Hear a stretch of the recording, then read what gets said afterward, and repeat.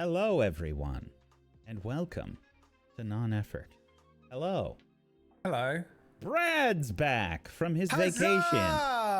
It's me. I'm back from my vacation. He's been sipping margaritas. Yes, I went to Spain, I guess. Sure. I was having margaritas. Yep. He went to Spain. Yeah, I had a lovely time. Can you tell by my tan and the fact I haven't shaved for 2 weeks? Yep. The fact that I sound exhausted. Yeah. He's doing great. Welcome back. Welcome back. Thanks. He's doing super well and will definitely be here for the entire episode today. I'll try. I'm going to drink the rest of this painkiller juice. No. Wait, wasn't that full like a half a second ago? I have to drink the whole thing, but I just feel sick. Yeah. Dude, Mergs has been like okay, she got the flu, and then she got the flu so hard that she got one of those, because she has asthma, right? She got one of those like respirator type things for asthma. Jesus Christ. Yeah, because she had the flu. And then like she was like radio silent for like 3 days and then was like, guys, I've been in bed like all weekend and I can't like move without the world spinning and having a headache. And I'm like, and for like 6 hours, I was just like, man, that's just flu shit. And then all of a sudden I was like, I remembered like my dad having a CPAP machine, and if the oxygen's too high, that's exactly what's going to happen to you. So I'm like DMing her like, bro, check your thing and make sure the oxygen isn't, you're not getting too much because you're going to really hurt yourself. And she's been radio silent, and that's an anxiety that I have that I'm now sharing with all of you. Yeah. So that I don't have to sit in it alone. And if you're watching this, Merkles, if you could just reply back, that would be great. I am so scared of getting a cold or a flu. Like I have it anyway because I'm an OCD germaphobe, but like I cannot imagine the pain if I sneeze. First of all, I hate sneezing, and also sneezing when back issues. Ugh, the worst. I hate it so much. Ooh, I hate sneezing terrified. so much. I'm petrified. Okay, well, let's not talk about it in case for some reason my brain decides to make me sneeze. That's not how that works. Manifest a sneeze. Yeah. Bro, don't. Let's just not. I hate sneezing. Let's not talk about it.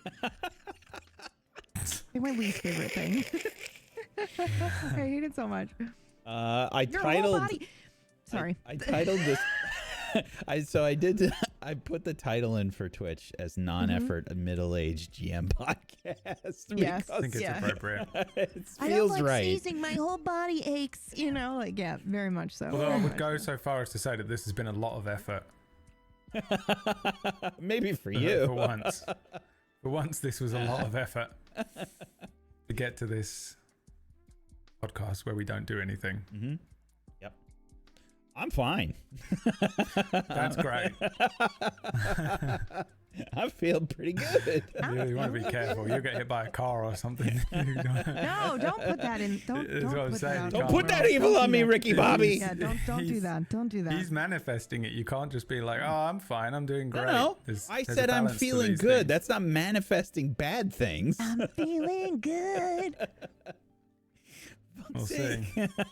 Just look both ways when you cross the street tomorrow. See, this is the mentality that they have where it's like, oh, we can't be happy. If we're happy, bad things will happen. That's exactly it. Yep. Yeah. That's exactly right. Trauma, so much trauma. Welcome to Non-Effort, everybody. Delicious trauma. Oh. Delicious trauma. If you're wondering what the hell we're doing a whole lot I of don't know nothing. either. We're doing a lot of nothing. And you pay us for that. Yep. Yay! Hopefully, we're hoping. We're hoping. Yay, Yeah. Please. If we do that thing that happened to PB where it got to the top and I could leave, that'd be great. Yeah. Instead, we'll not only have delicious bread as the the end goal for that. What does that mean? We'll see. But we can also end early so Brad can get the fuck out of here and not worry a little bit more than he was. I'm good as long as I do not move. Yeah. Should be As easy. long as I stay exactly here Should be for easy. the whole thing. We've been having some very good conversations while you've been gone, by the way, Brad. Yeah. Yeah. I don't know what if was you- the? I don't know Give if me you've the top, watched. the best one and the worst one. No, I haven't seen nothing. Okay. PB, do you want to tackle that one? Nope. I think the best one. Wandering. I think the best one was who would we eat first in an apocalypse? Yeah, that was really good. And I was PB fucking funny that day for some reason. Oh, you were messaging me. When was that? Last week or the week before? That was last week, I think. Yeah, you messaged me about that. I gave you an answer. Yeah. Yeah. And you were right. Yeah, that's what we had decided as well. But PB was genuinely worried about how she would taste if we had to eat her. Yeah. That was I almost sent you a message, Brad, like, would you love me if I was still gamey? Yeah, we'd be hungry. I mean, I go into just the most like logical route though in those scenarios. It's like every boy has answered all those questions in his head. You know, what are you doing in a zombie apocalypse? What's your first weapon? Who gets eaten first on an island or whatever? Yeah, And Whack was like, Brad thinks about this all the time. And I was like, what do you mean he thinks about this all the time? And he's like, he's got it. He's got it figured out. Yeah. Girls are always like, I wouldn't eat you because I love you. Whereas I'm like, no, kill the thing you love and then prepare, you know, some salted meat because we need to survive. Also, if I'm on an island and it's just me and you and Whack, I feel like me and Whack's survival chances are higher than mine and yours survival chances. Oh, 100%. I'd rather have Whack on my team, and I get it. I would imagine that to be exactly the same for you the other way around. I'm not saying it to offend you. Believe me, I'm not offended. My first course of action would to be like, boys, I love you. Take me out back and like make it quick. Kill me. Yeah. But we also I love you so much. We also need to tack on the fact that PB was genuinely thinking about marinating. Yeah, I was. So that like, she wouldn't be so gamey. Should I like get into a bath of like soy sauce or something? Yeah. And See, then be Whack like, okay, would I'm ready. potentially care about that on the first few weeks on the island, but I wouldn't because I can eat just the same thing every day, so I don't care. Brad is but the thing is you would have to off the palm trees. He's just gnawing on it. You would have to actually marinate. You know, my meat. I wouldn't be able to do it. You'd have to, you know, skin me and then cut me up and then marinate my meat. I can see how this was a really good conversation. Yeah, it was amazing. If we could not have it again this week, it's the best thing we've ever talked about. Yeah, it was pretty good. Do a whole thing dedicated to that next week. Yep. Yeah, because like, I think it was just like, I think I realized this is a video game suddenly. Idea, by the way. Like somebody's gonna rip this off. Oh, that would be terrible, but also potentially hilarious, like another Among Us. Yeah. No! This is a video game idea. You know that, right? It would be marinate cool my meat. Marinate my meat. Crazy. But like, wouldn't it be cool if you had a bunch of characters to pick from, and each one of them has certain expertise and skills and stats, so you have to figure out who you actually genuinely want to kill, because you lose each character's little. You know what? It's a great video game. I'm going to shut up. We're going to develop it one day. Yeah, we got to stop talking about it. Yeah, we got to stop talking about that's the game. Oh, yeah, that's right. That was the best moment of that. Did anybody clip that by chance? The moment where we were talking about sweet chili Whack and you just let it sit there for a second. And I was like, oh. Oh, yeah. Yeah. Hey, we had YouTube comments on that bit. No! God! I love you, YouTube, but also, for fuck's sake, I don't want to know what they said. Just people losing their shit over that conversation. Yeah, it was pretty funny. Yeah, it was good. It was the best. Great. Glad to see everything didn't go crazy while I was away. I mean, it did go a little crazy, but... Kept everything on the rails? Sure. Great. Okay. It was totally fine. It was totally fine. I'm going to save this clip. Oh, no. Put it for later on. It's 59 seconds There it is. long. It's in the chat. Thank you, Deciduous. Thank you. It's probably one of the best clips we've ever had, in my opinion. I think what made it so funny though, Wack, is that you just waited. You just like looked at me and you were like, babe, let's just give it a second. And then I was like, oh no. Oh, okay. It was a winner. Yeah. A+. A+. So, Brad, you were telling me that you were playing what games while you've been in Spain? Nothing, because it's been really hard to play games, to be honest. They don't have games in Spain? I was not on the medicine I was on. No, I was playing Kairosoft games, which is it's like video game dev, but it was anime story studio or something, where you develop an anime and then you send it out into the world. It's real simple, it's almost like an idle clicker type game. So I've been playing those. I got Crimson Desert because Wack told me to get it. It was 70 quid. Yeah, we've been quid. talking about that. Yeah. It's dog shit. You hated it. I played it. I gave it a good fair shake for How a long few is hours. That? Few hours. That's what Few hours. I've been told you got to break the 10 shake hour. for a game, you know. I've been told you got to break the 10 hour mark, but that's my what people say intuition when was kicking in. They're making excuses, though, right? Like if you can't be into a get to game in like 4 hours, come on, yeah. But I don't know. I think it's not. I just think it's just not for me, the way that I gel with games is that there's a particular approach to the way that you pick stuff up and interact with the world and stuff that was just winding me up. But I was, and I have been, in a dilapidated state, so I kind of put it down maybe I'll give this another go when I feel a bit more So I really have not been playing a lot of games. I wanted to. I properly prepared myself to just play nothing but games for weeks, but just haven't. I've just been watching TV. It's been really boring. Yeah. Liam started playing Spider-Man 2. Cool. So I was watching him play that, and he's the worst Spider-Man I've ever seen.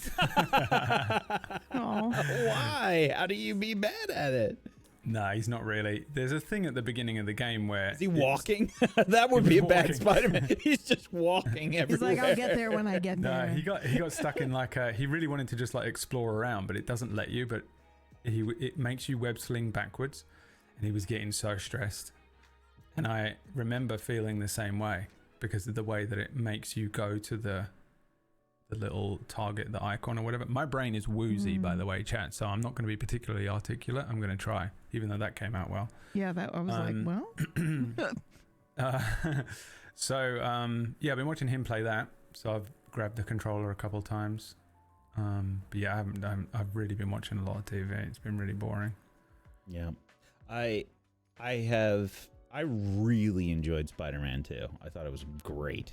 Same. He just decided, I don't know why this happened to Liam, okay? Liam is my friend, he's my roommate now. He's also been my nurse for 2 weeks. I've had him dressed up in a nurse outfit. I got a little bell. He's installed a dumbwaiter. Yeah, he's had a waiter since he was a kid though.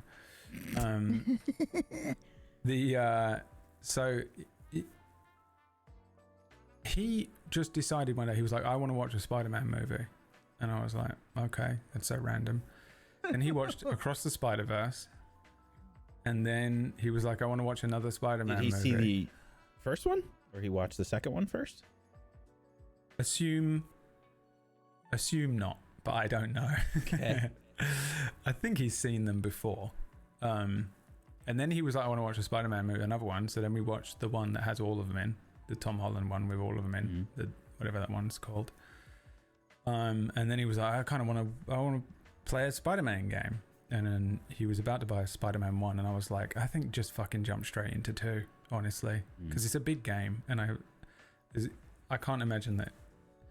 He's generally, as a gamer, he will buy a game and play it for 10 minutes and never play it again. Type gamer. With Crimson Desert, which is exactly what I did with Crimson Desert. And every now and then he'll sink the hours in, but I think he just enjoys playing games while they're in front of him, whereas I'm like, I must complete this or I'm a bad person. You have 5 hours to complete this game. Yeah, or your face will explode. So I told him to get Spider-Man 2 because I remember it being so fucking good.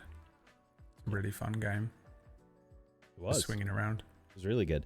I mean, I feel like Liam would be the guy that walks everywhere as Spider-Man.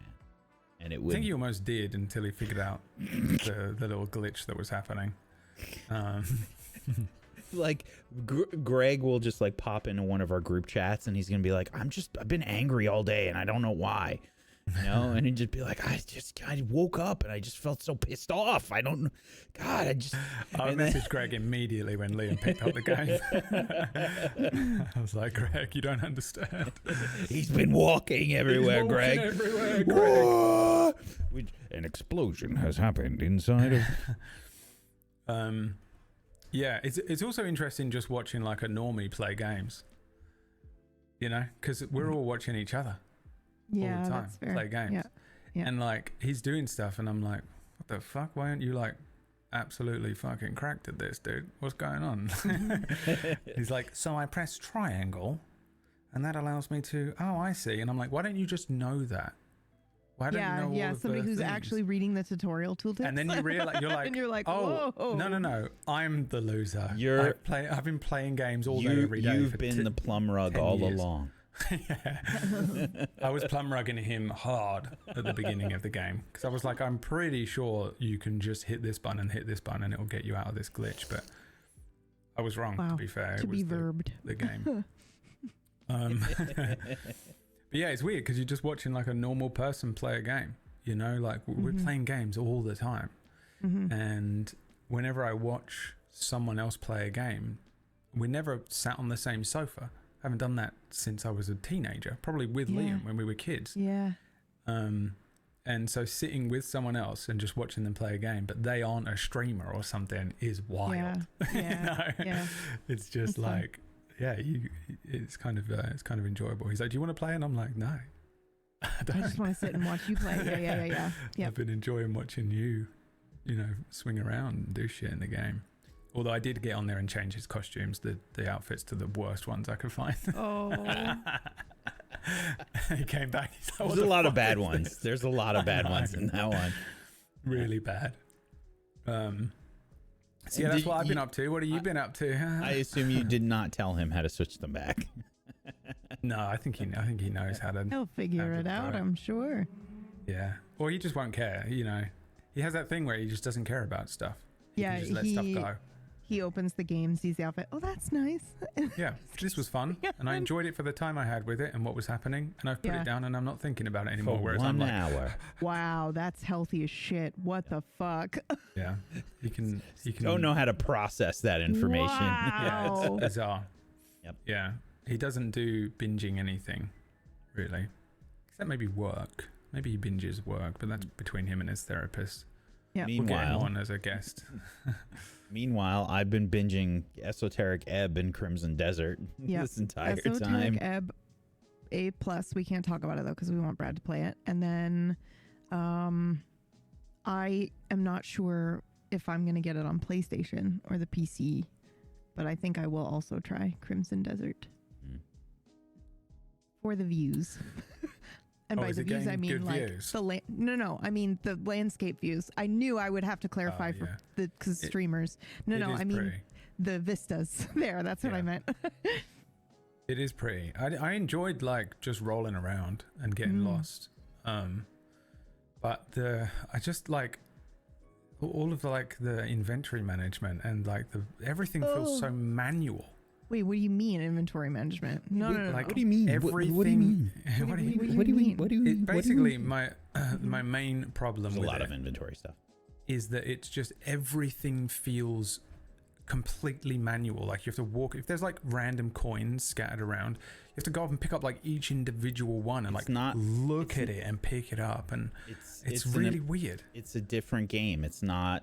It's not. It doesn't fit into a lot of standard like it RPG feels like categories. about 10 different games. That's because it is. Have been hacked That's because together. The devs went. That's what they wanted. Well, let's look at the most popular games and just take things from all of them. Yeah. Well, why didn't they take any of the like streamlined like UI and inventory stuff or like picking stuff up? Like, honestly, there was a point I got to where I was picking up jugs And I was like, I'm never picking up another item in the entire game, and I don't want to. I will spoil you on one thing. Okay. Does that improve? It Is does. this for me? Okay. It does. If you get a pet, they will pick shit up for you. What it also needs is like a button, like a scan the room type button for what's in it. Again? What does he mean? It does get a improve. Pet chat? Does this button work? Yeah, okay. What? He said get a pet. I know, and I'm gonna go ahead and say maybe you'll enjoy it, but I would never advise anyone buy that game unless it's on sale. Yeah. Just because I feel like there's such a huge risk for you just not enjoying it the way that I did, because there's a lot that I did like about it. Yeah. It felt more like Dragon's Dogma to me than anything else if you played that. Dragon's Dogma 2, but without any of the smoothness or fluidity to it.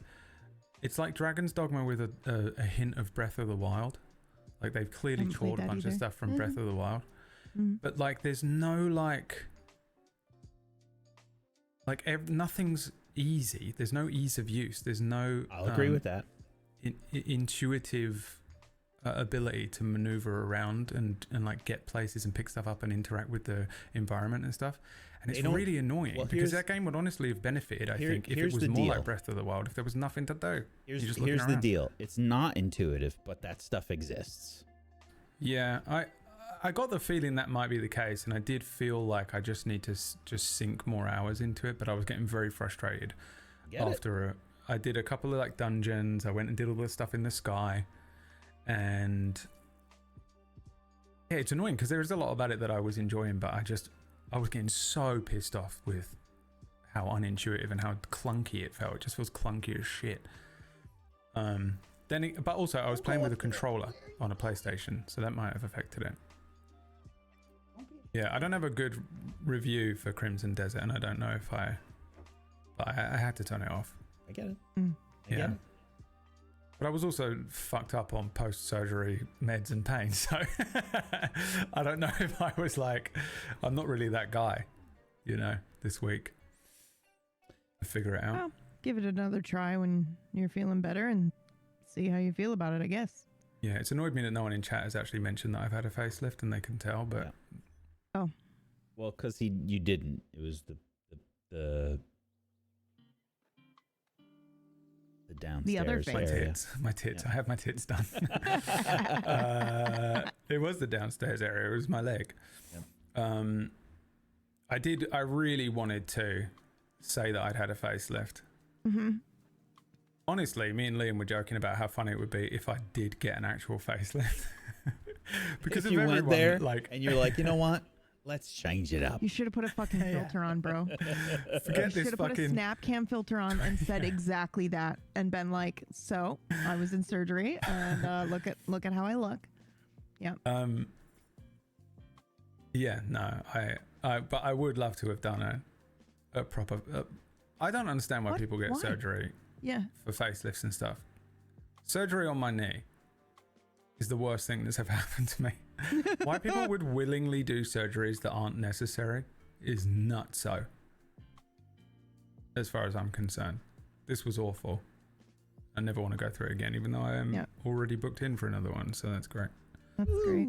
I'm dreading it. I did do surgery that was voluntary on my eyeballs, and we probably shouldn't talk Yeah, about I guess that's true. Yeah. Be particular. Yeah, I don't know if that counts. It was life changing. It was really good. It wasn't LASIK. It was it's the PRK, surgery. But yeah. It is eye surgery. I would do that though. I would do that if I had $7,000. Yep. It was life changing for me. You can go under for that though, right? I want the full on cyberpunk ones. Sorry, what was that, Brad? I was trying to process both those things. They don't put you under general anesthetic for that though, right? You were awake. Oh yeah, you have to be awake because your eyes need to be. Yeah, they drug you up pretty good. Yep. I did the sleepy thing. It is the best sleep I've ever had though. The way I feel so good the moment my eyes open, and there was this wonderful Filipino woman, and I say this specifically because we got into it really. The first thing that happened is I woke up and I was like, oh no. fuck. And then I was like, oh, do I feel bad? Do I feel okay? And then there was just a face that appeared in front of me, and she was like, hey. And I was like, hi. And she was like, have you ever been to the Philippines? And I was like, what? Am I still asleep? And Am I in the Philippines now? Where did you take me? Just the longest conversation about being in the Philippines. And I think they do it just to check that you're able to have a conversation. So they just ask you random questions. Right. What the fuck? The money I would throw to be in that room as you were having that conversation. I wish that had been recorded, bro. What were you saying? Same. Please tell me you had an accent. What is No, happening? there's no way. I was pretty cognizant. I felt pretty much like I feel now. I was pretty awake and like with it. But yeah, man, it was a really bizarre, like just to have a really long conversation. We were talking about like which island she's from, you know, does she speak Tagalog, all this stuff. She was telling me about this beach. It was called like Bola or Bocha or something like that beach. She was going, you got to go there, you got to do this. Chatting the whole time. We had this insanely long conversation. That's about wild. the Philippines. It's great. Wait, you were telling her you got to go to like no, certain beaches? We were talking about it. She was giving me places to go, places to eat. Okay. I was like, oh, wow. When? She was like, well, not for at least 6 months. Yeah. Whoa.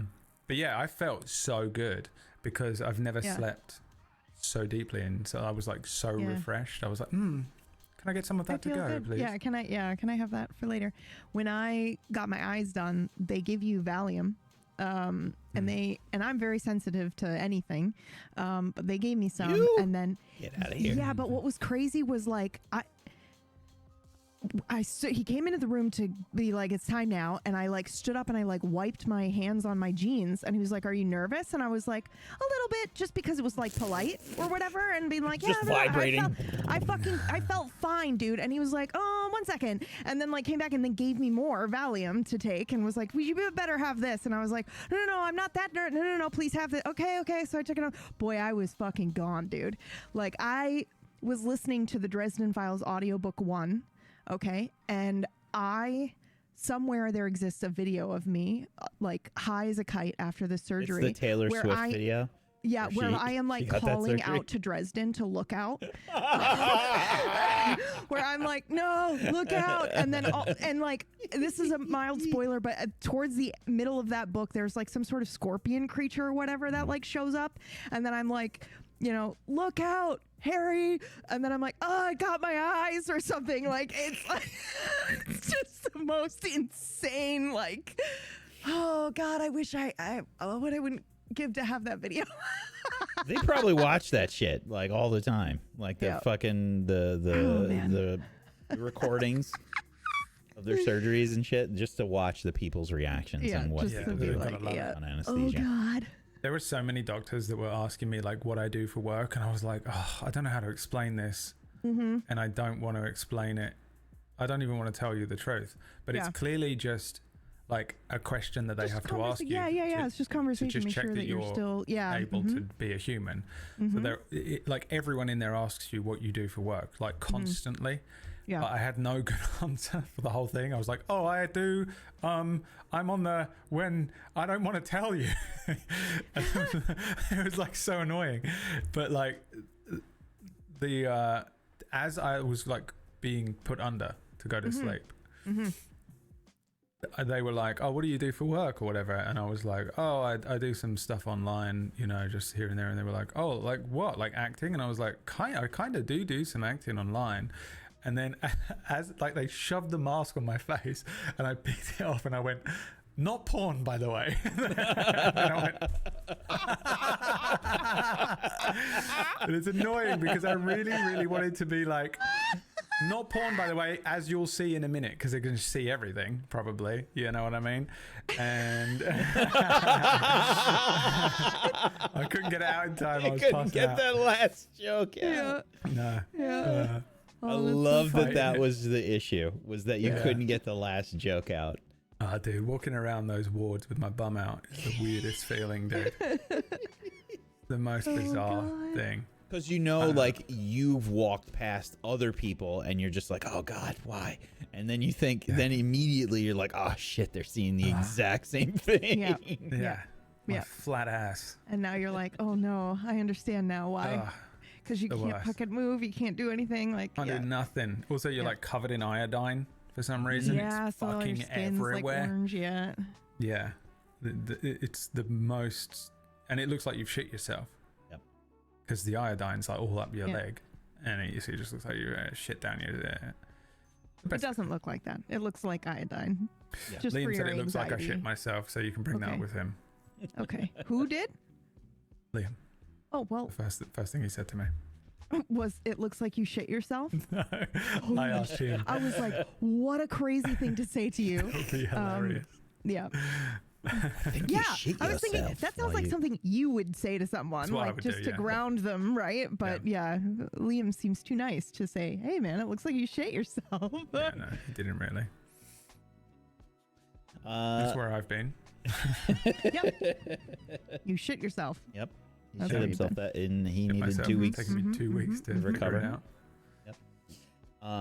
To be fair, you know, if you've had some food poisoning before, I can only imagine.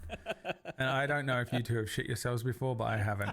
I can only imagine that it would take me minimum of 2 weeks to get over, depending on if people saw it, if we were like all out at dinner or something and I shit myself, you'd never see me again. Yeah, I'd cut all ties. Friendship. Yep. Yeah, I'd go and fucking start a new life. Yeah. On that beach in the Philippines. Yep. I'd become someone else. I wouldn't be able to, because it's all I would ever think about.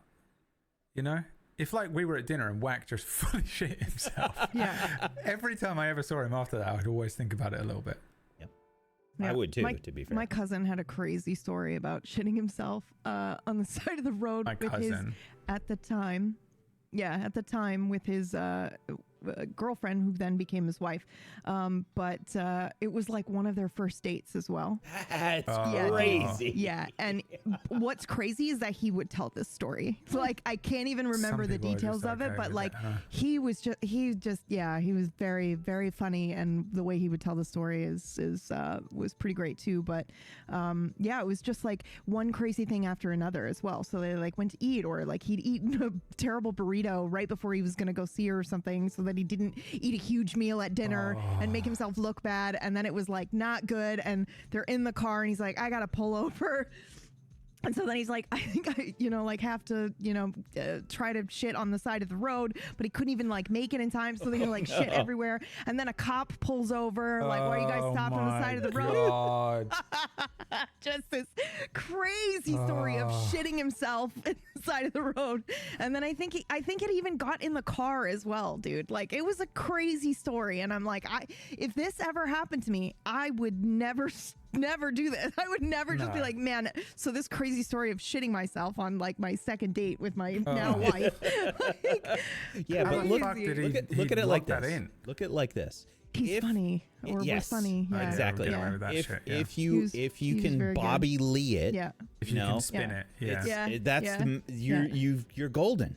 You know, that you're That's in. true. Actually, I've spun some embarrassing moments before. Yeah, I mean, the closest thing that I ever had dude. was the closest thing I ever had to that was I almost pissed myself after a Halloween party.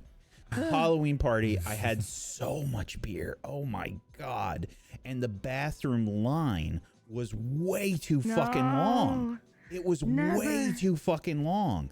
So my friends were like, hey, we're going to go now. You know, they were my ride. And they're like, we got to go now. And I'm like, I got to piss, guys. Well, we got to go. Like, I'm exhausted. We got to go. I'm like, all right, let's go. And I shit you not. We're 2 blocks away from my apartment. And that's where the parking lot for the hospital is. I lived like relatively close to the hospital. And I'm like, guys, I have to piss right now. And we were stopped at a red light. And they're trying, no, your apartment's right there. It's right there. Just hold it. I can't.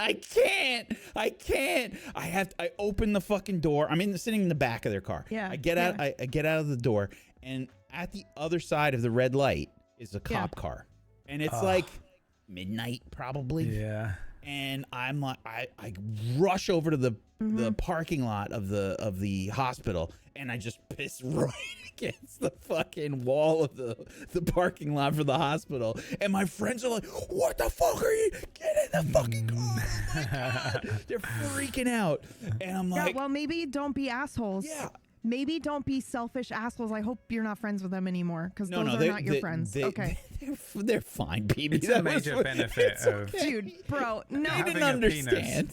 It's useful having a penis, though, for the I'm going to piss myself situation, because you can just jump out and like piss up of a tree or a building or something. No, it's less awful. Mm-hmm.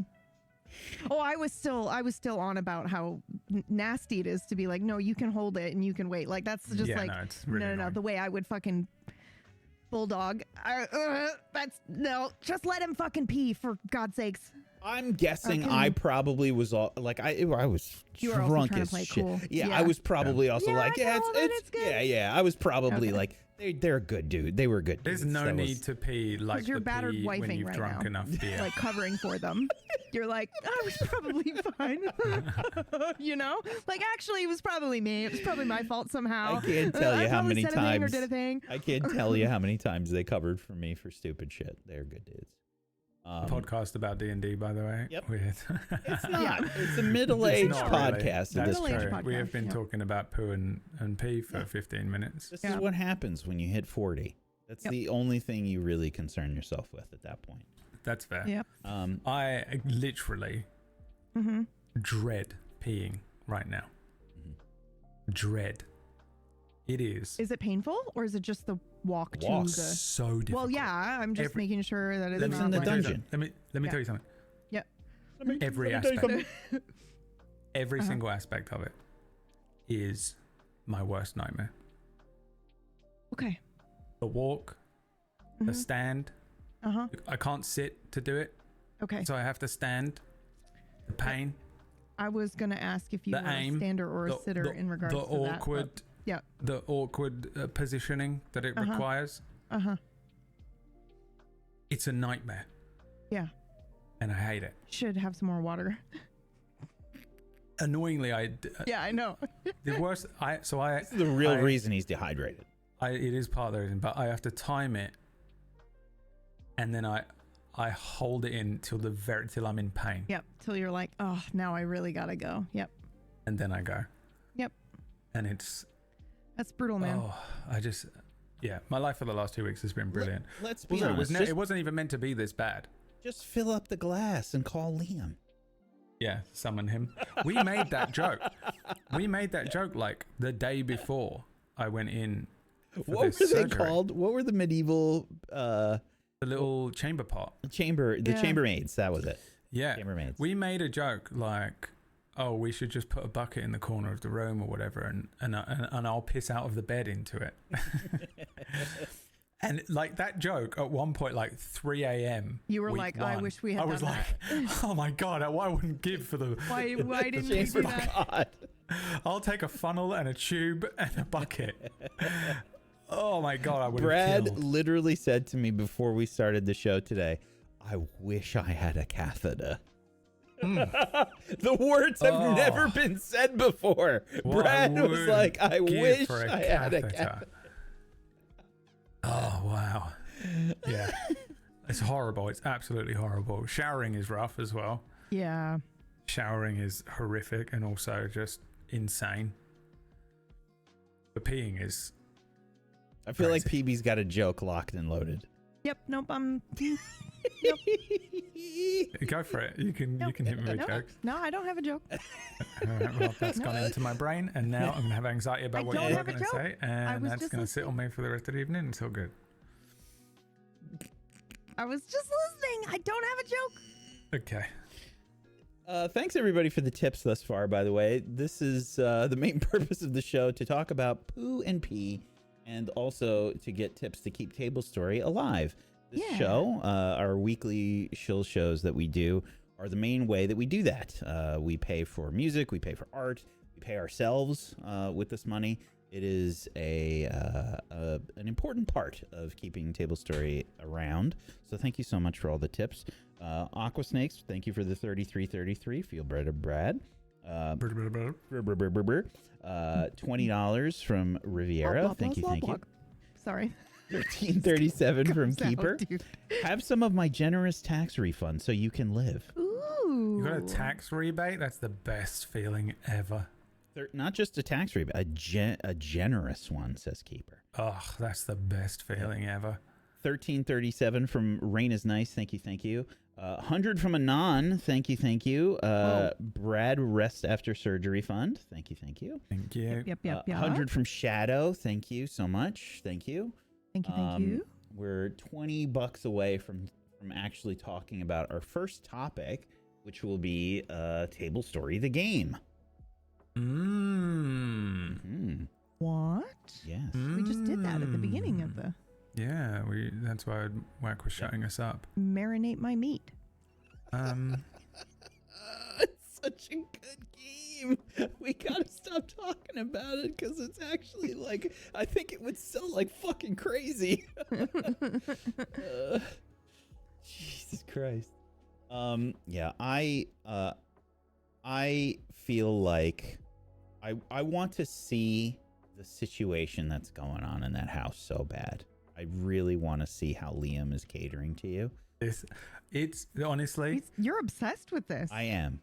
Yeah. I'm so curious, like how many quails. And it's not. There's nothing funny happening in this house. It's two incredibly, unbelievably, overly stressed old men.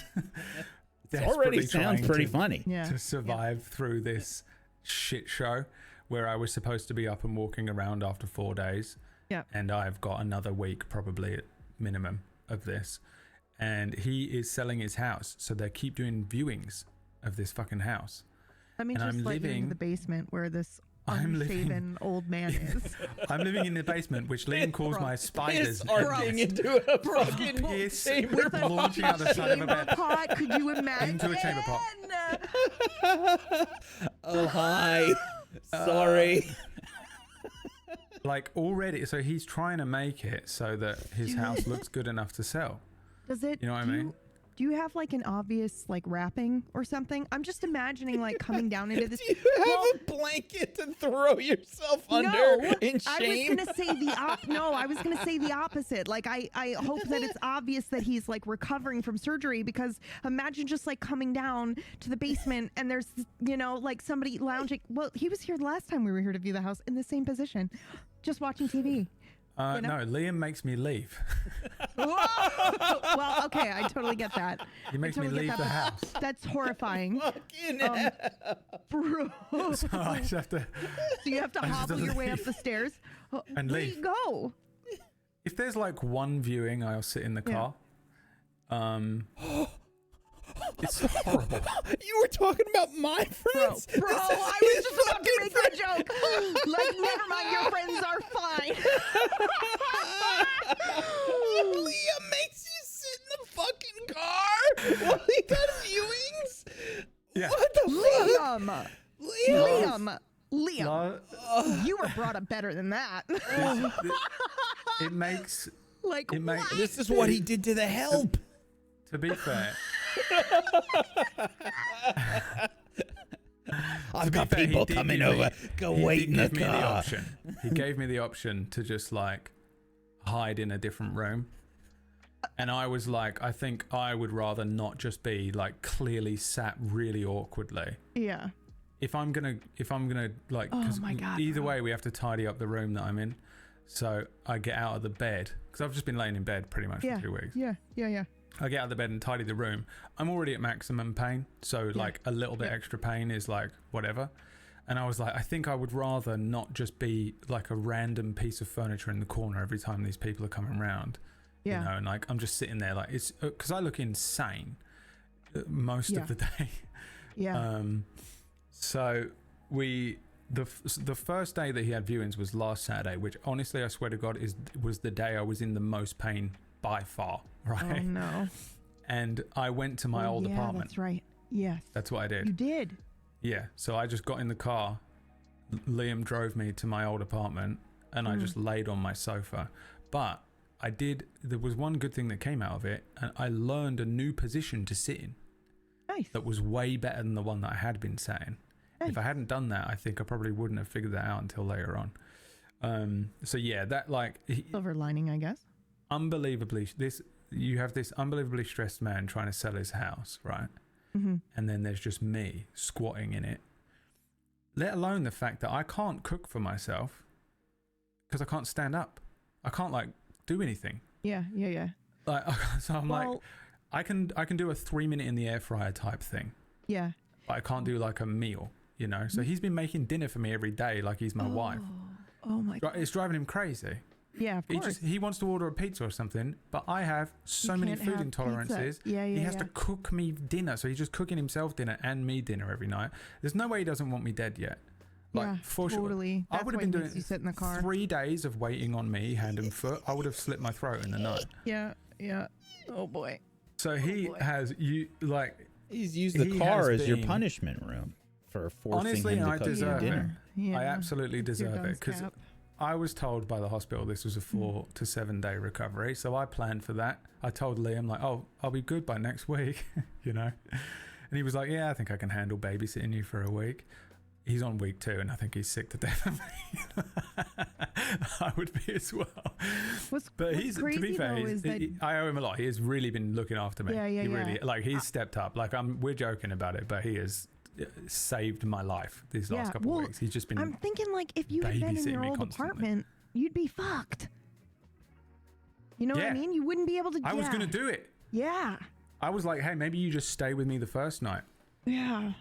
Because based on everything that I was told for this recovery thing, I mean, this is a whole thing that I think I'll probably go into this on my own stream. I'll do a stream next week on my channel and I'll just sit and do the whole thing because everyone's gonna have lots of questions. Because I can already see one where someone's like, for a knee, and I'm like, yeah, right. This was supposed to be you were in and out type deal. Yeah. Everything went wrong. My whole leg is fucked, and I've got 3 to 4 weeks of immobilized, probably they reckon. And then it's 7 weeks before I'm really probably back to really moving around normally. And bear in mind I have to move out of my house in 3. I can't move, so the whole thing has been maximum stress, plus the fact that I'm just it's unbelievable pain. I can't believe how much pain this is. I can't believe it. I'm absolutely shocked. So the whole thing is just a shit show, and this poor boy is looking after me like a living butler. I'm like, please, can you bring me something to eat? I'm dying. Please, I hunger so greatly. You just hear stuff clattering down the stairs, like food just launched down the stairs. Oh, if you could, I bet he would. It's also there's just plates and shit, you know, your everyday mess. Yeah. You know, and it's oh man, I'm just making him clean up after me all the time. Poor little bastard. He's been doing a great job, and I owe him a lot. I need to I don't know how to pay him back for it, to be honest. I think we make him go sit in the car. I'm just kidding. Just kidding. I've been driving him around for a year like a little butler, so I guess maybe that counts. Yeah. Absolutely. It's just endless amounts of dog sitting I think I'm going to end up doing for him is what the repayment is. But yeah, it's been a nightmare. The whole thing has been an absolute shit show, and we'll see. And for the record, I'm sort of feel like I'm on the beginning of the on the mend part. Yeah. So I'm this is the first time I've been human enough or in not enough pain to be able to sit at this computer for this long. Yeah. I mean, by the skin of my teeth today. I don't think I could have done this yesterday. So we'll see. It's so annoying. Also, my show, my beautiful show, which is now dead in the water. I might as well cancel it. It's not. Cancel it. Silly. Don't. Remember that show? Threaten. What was it called? Missed Second something? Forget it. We'll start a new one. I've written another one. How dare you? Missed Second. Do you even remember what it was called? Who was even in it? I've written another one. We're going to start a different show. Just throw that one in the can. PB would be so fucking angry. It would be amazing. We'll have to continue it offline. No one's going to remember it. Yep. I hate taking time off for shows. I know you do. It's the worst. I hate 1 week. I feel like you have to do 4 weeks in a row. If you take a week off in those first 4 weeks, you've killed it in utero. If after that you can get away with like 1 week, I think, off, and then if you take 2, it really fucks with the momentum and like viewership and people trying to figure out what's going on with it. So I really, really hate doing it. It took everything in me to cancel this week's episode. It was needed though. There's no way I could have done it. Like retrospectively thinking back to how I was on Tuesday, I was fully about to force myself to do the whole show. To be fair, this is it. I mean, the amount of shows that you've done and the length are way more than your average British series. They last like... I'm above average length. Yep. It's the first time. It is the first time anyone's ever said that about me. You're correct. They're usually like an hour long, and there's 6 episodes, and that's it. Like they just do 1 season of a series. That's it. Yeah. I don't know why you love them like that in the UK. I think it's because gotta spam them out. Gotta have 52 episodes. Basically, they never used to do those kinds of shows in the UK. Those cable serial, right? Is that what they're called, shows in the US? Yeah. Because in the UK we only had 5 channels initially, and one of them was funded by the government, so they never got a lot of funding. So if they did a show, it would be 6 episodes because that was all the budget they had. And then they rely on UK TV is very much more like reality TV or like talk show type stuff and panel shows and things. It's better now, but it used to be very much just like that kind of TV or like trigger happy TVs and things. So those sort of like serial or like, actually interesting shows were so few and far between. It's one of the reasons I hate them. I've predominantly been a hater of British media for years because I just think they suck. They suck, and they sucked for so long, right up until Luther. And then they put out Luther, and it was one of the first shows I ever watched that came out of like exclusively the UK that I was like, this was banging. And Peaky Blinders. And it was because they took the approach of like... Utopia? The fuck are you talking about? Was Misfits before? I think it was before Luther, yeah. Yep. Misfits good. There's plenty of shows really. Skins was great. Yeah. But I feel like the approach to Luther was very American, and that's why it was good. Then they started to do better with it. I'm a connoisseur of TV. I've watched every TV show you could imagine over the last couple of weeks. Completely caught up on everything is the worst. I'm fully caught up on everything. I watched the whole of Jujutsu Kaisen again. Wow. Just because I had time. Wow. Just because I had time. A question for you both. How often do you get stressed out by a series? Where you can't binge it. I can answer this question. Like, there are like 3 shows in my life, or things, maybe games even, where I've gotten a stress headache from watching it. Roswell is one of those things where I'm like, oh no, I can't handle the miscommunication trope. This is stressing me the fuck out. And then I get a stress headache. And yeah, so the answer is occasionally, yes, where I will be like, oh, I'm way too invested in this. And I'm... Need like clarification on the question. So I mean, when a series is really dark...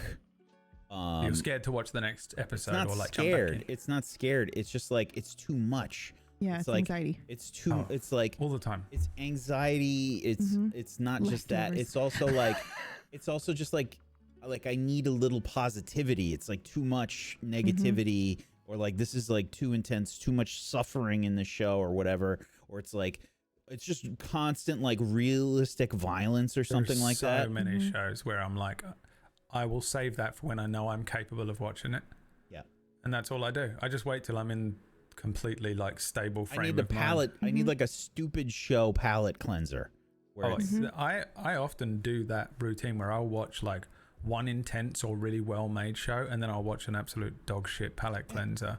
Yeah. Or like a basic anime, like a shonen or something. I don't know if I've ever actually done that, but it would probably do me good if I was paying attention to that. If I watch too many good things in a row, one of two things happens to me. Either I get really existential about not being good enough because I just see too many well-produced things. Good. I'm like, oh, I Better Call suck Saul at everything. does that to me, where I'm like, why did I even bother getting out of bed today? Why do I do anything? I'm This shit is at incredible. everything.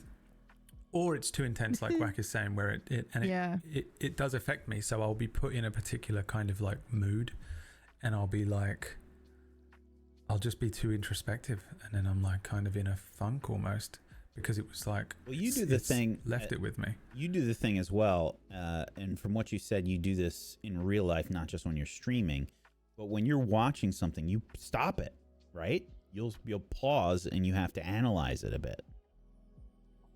Yes, I will do that if I feel I need to. There's like quite a few shows. I've just been watching I finished the second season of Paradise. Hold on, and I go did back. not expect. Okay. Go back. What do you mean? You pause it and analyze it? Well, you know when you like he's streaming and he'll be in the middle of a cutscene and he just stop and he's like he's got to analyze it. Yeah. Yeah, I have to do it there and then. You do that watching TV? I will do it sometimes because if that part of my brain is triggered, if my part of my brain is activated, I can't unactivate it. But it means that what I'm watching is good as well. Yeah. Or what I'm playing that's is fun. Good. That's cool. But I'm also working against the fact that the other side of my brain is a void of just uselessness, and I'm going to forget everything I'm thinking. I can't wait till the end of the episode or the end of the season. I'll forget everything I thought in this moment. So I have to stop it right then and process all those thoughts through, because they're just colors and shapes and feelings. And I have to make them into words. So I go, oh, it's this, and I go, oh, wait, it's a time travel device, it's the island. And I have to, like, if I have that as a feeling, I got to think it through. So I do that. But I wouldn't do it if I was watching TV with someone, to be fair. I wouldn't be like, let me just sit and think this through. I mean, but that might be a fun way to watch something where it's like you pause and then if the other person have dialogue over it. Yeah. Where it's different if they wanted to, but I assume most people don't. Well, I thought it sounded cool, so I would be like probably down for that. Me and you would watch something like that. Yeah, well, we do that anyway. We too, do, where we're like, oh my god, yeah. So yeah. Thank you so much, Bear of Flame, for the 50. Anonymous, thank you for the 20. For Brad's Movers. Thank you. I made the mistake of moving a second ago. You may have noticed, and I shouldn't have done it. I think we might. That might be something that we should look into, hiring you movers so you don't have to do anything. I have to. I had to speak to my estate agent yesterday.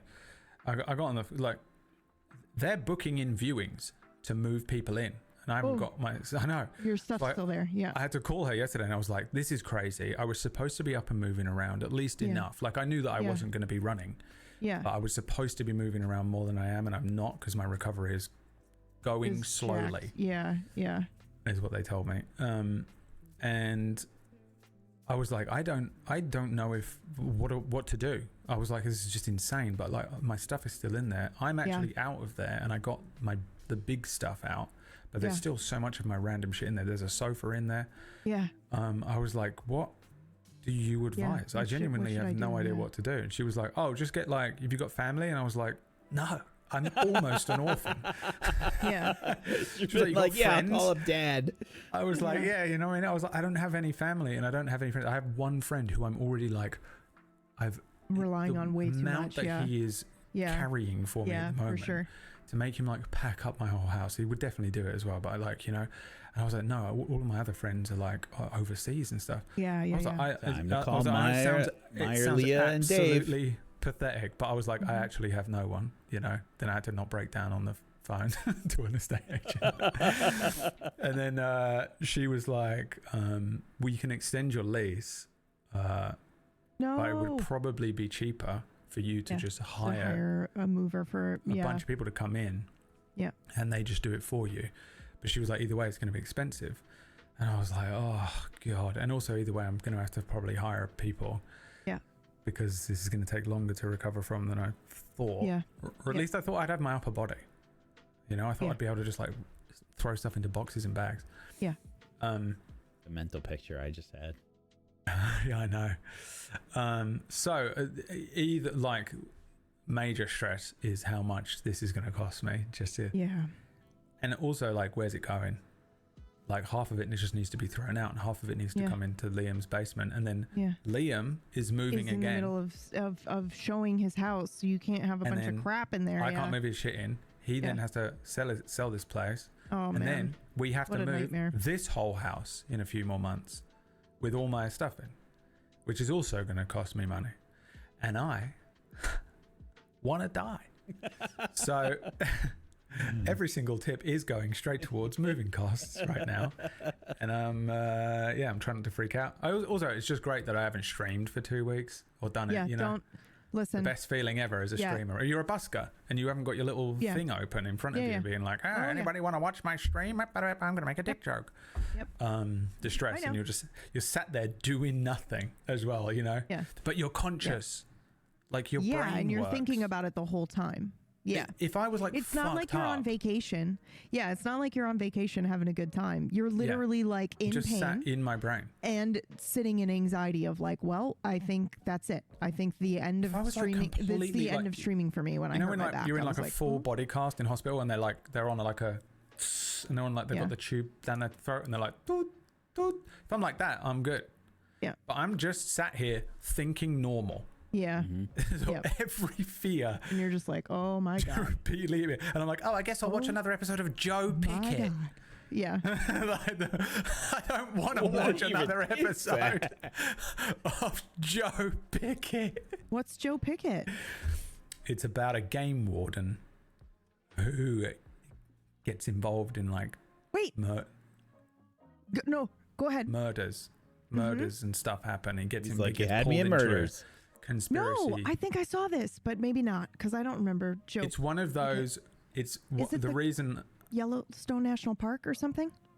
No, it's just. Oh my God, that like, show was so good, dude. It's more like Longmire. If you've ever seen Longmire, and we all know how Longmire is. Longmire. It's just. It's about a game warden, and then someone gets murdered, and he investigates it, and then the next season, the same thing. There's 2 seasons of it, and it is the reason that I am watching it is that it's a quiet police procedural type thing. It's quiet, and sometimes I just need to be watching something that isn't like Godzilla. Yeah. What's happened? What have you done? What have I done? You haven't done anything. Laughing at me for?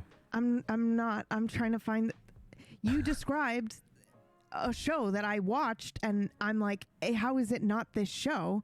But good luck for me. There's so many of There's them. No way. You mean the one with Eric Bana? Unfound or Unknown or something. Just came out. Is it really called Unknown? Brad's a TV guy. He's a 1987 TV guide right now. Untamed. No, it's not that, but you're probably right. Let me look. I haven't actually seen Untamed, but I imagine it's the same. Yeah, that's the one. What the fuck? This is peak. This is the time to ask Brad any Untamed. TV questions. What the fuck, dude? Yeah. That one. Oh my God. Yeah, that was good. Mayor of Easttown. That kind of. They're all kind of the same thing. They're just. There's just a slight difference in that they're not like intense. They're not everyone just shooting constantly and like, you know, like it's not like full action. There's a lot of dialogue, and the tone of the show is a lot more dialed back and quiet, which is really nice because I've spent a lot of time just sitting in bed and I'm like just on the edge of sleep basically because I've not really been sleeping. And it's nice to just have on a more quiet TV show. So I started watching this show, Joe Pickett. I also watched something else. Hey, tune into my stream because I am going to review everything I've watched. Holy shit, are you actually though, or are you just gonna? Yeah, He's got to think of content. That's a good bit. That's a really good bit. I'm gonna review everything I've watched. Everything I've been on. He's been taking notes. He's got like if he's up for it, I'll bring in Liam because Liam can join me in the review of every single. Liam comes up and just looks haggard. You've watched in this last. Liam just absolutely haggard. Could we also Brad's add been reviewing Liam's food that he's been making me? Brad's been talking about faceless because Liam's face is just for this whole time. Live from the car. Live from the car. You know what you should do, dude, is take an interior picture of the car and use the green screen filter on Snapcam. I'll definitely be able to do that. That got me so good, dude. Oh fuck. There's no reason I wouldn't be able to set up exactly that. Just get Liam to take a picture of the interior of the car. I can't get Liam to do anything else for me. Yeah, you can't ask him to do anything else, man. I'm sure you can find one online then. That's crazy. Thank you so much to Figment for the 15 for OBS issues recovery chit chat after Brad recap, and 50 from Keorki. God damn it, Keorki! What the hell? Keorki, what are you doing? What are you doing? Keorki. Thank you. We should probably move on to our first topic. Oh, okay. At some point, because we're an hour and 14 minutes in. It'll be fine. It's fine. We don't need to. Tablestory the game. Yes. Okay. What is this? So, I shall access the Kujio bot because I cannot see that tiny type because I'm 45. You have an unlimited budget to make a video game, Tablestory based or otherwise. What studio/producer do you approach, and what kind of game do you make? Marinate my meat. Yep. You nailed it. Yep. Marinate my meat is pretty good. I think if can you say the question again? I'm sorry, my phone was ringing and I was like, who the hell is calling me at 8:15 on a Friday? And It's Liam. Yeah, it's either that or the hospital, and they're like, we got the results back, you got 2 days. So you got 2 days. That's exactly the way they did freak me out with one call like that at one point, and I was like, oh, I'm gonna die? And they were like, no, but I did word that in a way that sounded like you were, so I was like, okay, it's okay, I don't have any sort of anxiety disorders, that's not going to affect me in any case. And that was the first time Brad shit his pants. I believe I measured my heart rate at like 126 Of after all that. the people to do that to. Oh, I'm gonna die? Oh, no. Oh, it's Amazon But I did. delivery. I did. Oh. Which is crazy because I had it sent to an Amazon delivery pickup spot. Why would you do that? You can't go anywhere to pick up anything. I have a maid. Oh, right. How can I forget? Let me answer this call. I'm sorry. Yeah, no worries. Unlimited budget to make a video game, Tablestory based or otherwise. What studio producer do you approach, and what kind of game do you make? What kind of game would we make? A Tablestory game. Let's look at it from a Tablestory game think perspective. about it. Yeah. A video game specifically. You know what would be fucking great, actually? I'm wondering if I should say this out loud. It'd be fun to do like GM Simulator. Yeah. It'd be fucking hilarious. It'd be hilarious to do GM Simulator. That's so fucking funny. Yeah. Just like, I want to give people a little bit of the anxiety and stress that you have when trying to run a Tablestory show. Yeah. Well, it wouldn't even necessarily need to have the show element. I feel like that could be a cool DLC. But even just doing the GM Simulator where you got to like do all your prep, blah, blah, blah. And then I imagine this notification popping up like, you know, right before you're about to run your game. Your player has called and canceled. Or your player is calling. You have 1 minute. The intro is 1 playing. minute to change everything. The intro is playing right now. What would you like to do to combat this situation? Yeah, that's so fun. Yeah, it's that would be hilarious. That's the kind of stuff that I'm picturing, honestly. Yeah. Like, I played like a shitty game a few weeks ago. That was kind of a guild management game, which was you have this group of adventurers and there is this evil tower that the goal is to conquer this tower, get to the bottom of the tower, and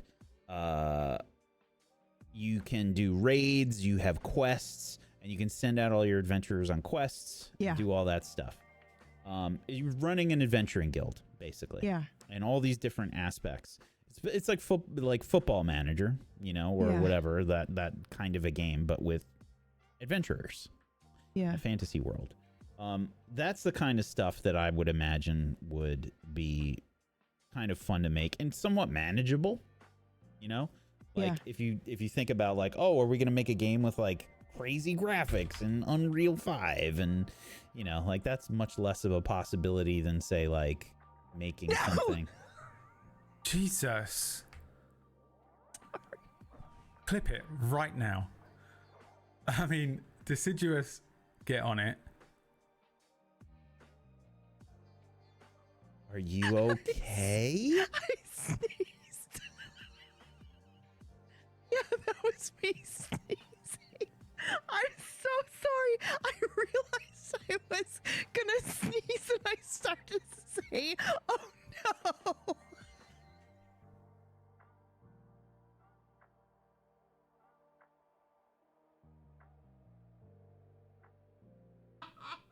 I'm crying laughing. I'm so sorry. That's one of the weirdest fucking noises I've ever heard. I want the clip, I want the sound effect, and I want it on. I'm so sorry. I'm putting it on the pad immediately. I'm so sorry. I could feel it coming, and then I remembered our whole conversation. I was like, oh, I better not be about to You associated that sneeze with like the end of the fucking world in her brain. She added Brad's pain. I need to see when you've known PB when you've known PB for years and you know how she is. I can kind of figure out the whole thing that happened there. Tell me. And she just added the pain that Brad imagined that he was going to feel. Oh, God. If he sneezed with his leg to the sneeze that she imagined she was going to have. No. Here's what happened. I felt it coming on and I was like, oh no, is that a... And then I went, oh, please, no, I can't. I don't, I hate sneezing, right? And then I started to say, oh no, and lean forward to mute the mic, but the sneeze happened at the same time. So it just came out as like a no sneeze as I'm saying, oh no, but also sneezing. This is the day I pee my pants. Jesus. This has happened like every week while you've been away, by the way. We've had one of these moments I've ever heard in my life. We've had one of these weird, crazy I'm so sorry, moments. Bro. It's so good. Oh my God. Holy shit, dude. It's amazing. I was trying to lean forward to mute. I'm so sorry. I sneezed right in everything. It's crazy because you'll probably see I'm messaging Liam. Like we just had a whole conversation where I don't want to get Liam to do anything for me. Yeah. And this Amazon delivery driver has, I guess, Ace Ventura'd a package for me and left it outside my old apartment. That fucking scene is one of the best. He just, I answered the phone to him and he went, God. Amazon, package outside, and then hung up. And I'm like, I went, outside where? And he hung up. And so I had to message Liam and be like, can you investigate? Hey, can you open a full-blown fucking investigation to where the fuck he's left? It could be in one of 3 different, it could be at my mum's. I'm like, where is it? And so I'm messaging Liam like, oh, hey, can you do one more thing for me? Then I hear the weirdest noise I've ever heard, maybe in my entire life. It was just that I was sneezing at the same time as saying, oh no. And so it came out as this weird animal sound. I'm so sorry. I hope somebody clipped it. Did somebody Absolutely insane noise. Yeah, give me that. I need that clip. That's going in the Tablestory magic intro thing. I gotta wash that, man. I gotta wash that. Are you kidding me? I just sneezed directly on it. Gross. That was amazing. That was possibly one of the greatest moments we've ever had on this show. I don't know. Oh my God. I completely forgot what I was gonna say before. Yeah, let's just start again. All right. So Welcome the question is, if you have an unlimited budget to make a video game, Tablestory based or otherwise, what studio/producer do you approach, and what kind of game do you make? And PB had suggested we do a GM simulator game, which I think is great. I think that's a good, really good some one. sort of thing where like a storyteller would be cool, but it's like a really good one. Like there aren't any. Like just an insanely there are those old text ones. I got an idea. I got a fucking good one.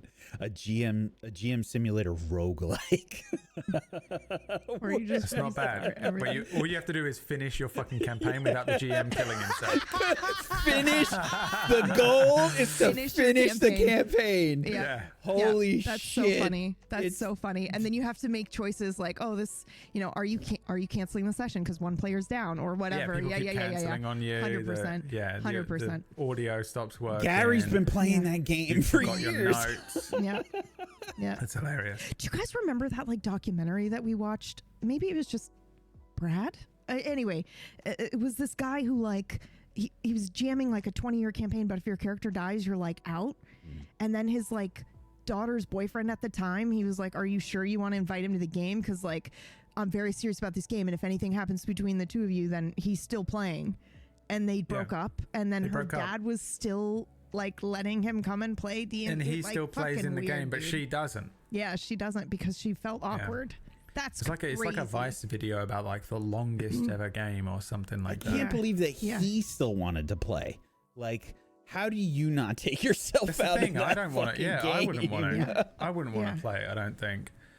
I don't know. Maybe they're just crazy. Fully ended on good terms. Shouldn't have moved like that. No, they didn't because she said I found it awkward and I couldn't be in the game anymore. And he was That's horrific. Well, yeah. I told her, and she learned a lesson or something like that. It's very telling, that documentary about what kind of. No, please. Noise again. What the? Are you watching it? Dude. What does it sound like? I can't watch it. What happened? No. Whoa.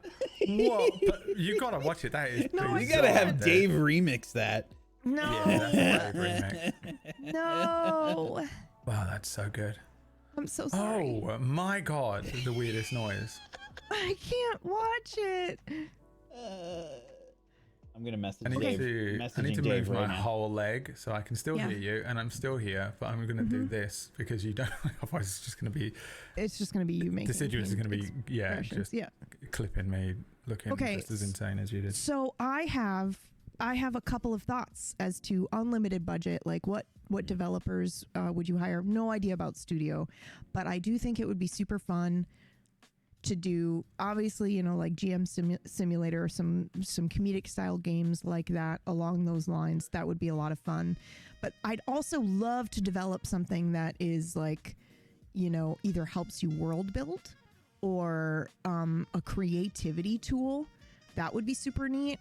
Whack and I got really into it's called Ithya, right? Yep. Yeah, Ithya, which is a productivity game that you can grab on Steam for $10, and all it is essentially an animated wallpaper of a fantasy character in some cool area, and then it's got ambient sounds and then ambient music.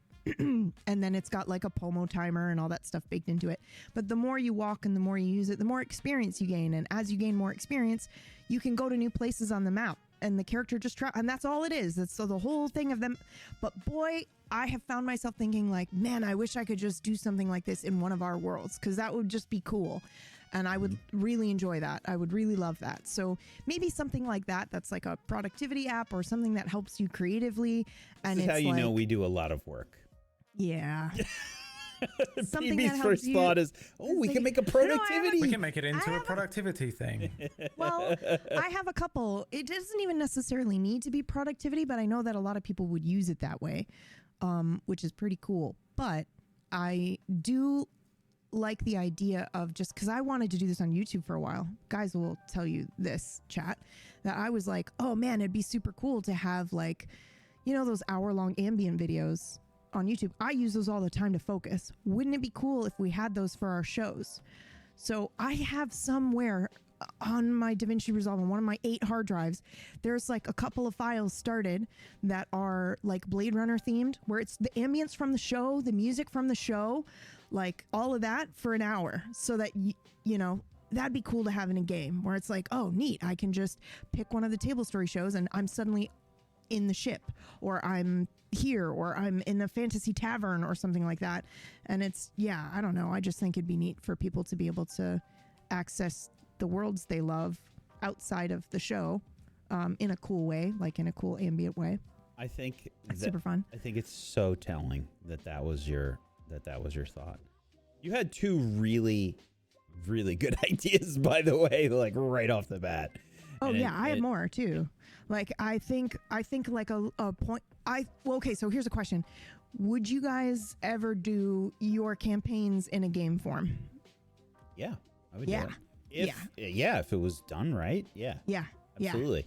And I guess that's probably I think that was the intent probably with the question. And that came from Kipling, by the way. Well, they almost already are. They are games. Yeah. Right, you know? But if you made it a video game, like a video game, and somebody you could take that game and give it to somebody else to play. Yeah, to play. Yeah. That was risky. So I just realized, Brad's thinking about eating us and the apocalypse all the time. That's what this is for me, I think, because I've thought about all this and I like have all the answers, you know, like, man, if we won the fucking lottery, what would we do on Tablestory? Probably a couple of different things. You know what else would be neat? Actually, never mind. I'm going to keep that one to myself. One day, maybe. I think Brad was questioning, how did you get to like eating us? Yeah, his was the apocalypse. Like, oh, who I have to ditch or I just always think about like, what do I do in a zombie apocalypse or in the end of the world or whatever? It's not. I guess it's just as likely as I'm us not winning constantly thinking about eating you, just so that we can clarify that. Oh.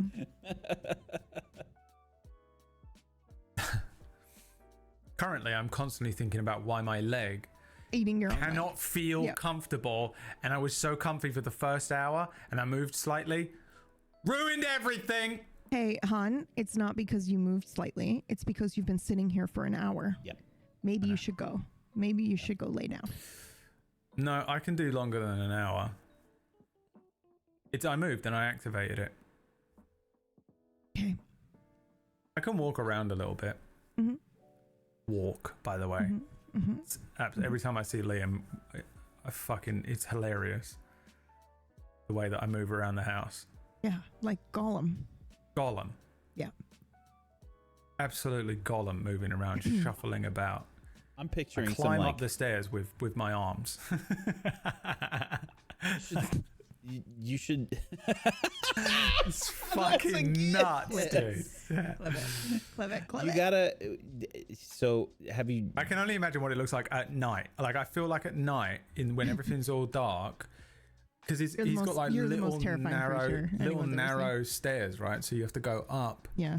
Then turn and then up and then turn and then up, right? It must look like something from fucking Elden Ring. Mm-hmm. As I'm moving around, nothing but my pants. You know, just this creature. No painkillers in me, so I'm like, just dragging myself around. One giant swollen leg. It's have you tried sitting on your butt and pulling yourself up like backwards up the stairs? I have tried everything, and honestly, essentially, walking is the way to do it. All right. It's just mental looking. It's walking, but imagine one leg is entirely straight.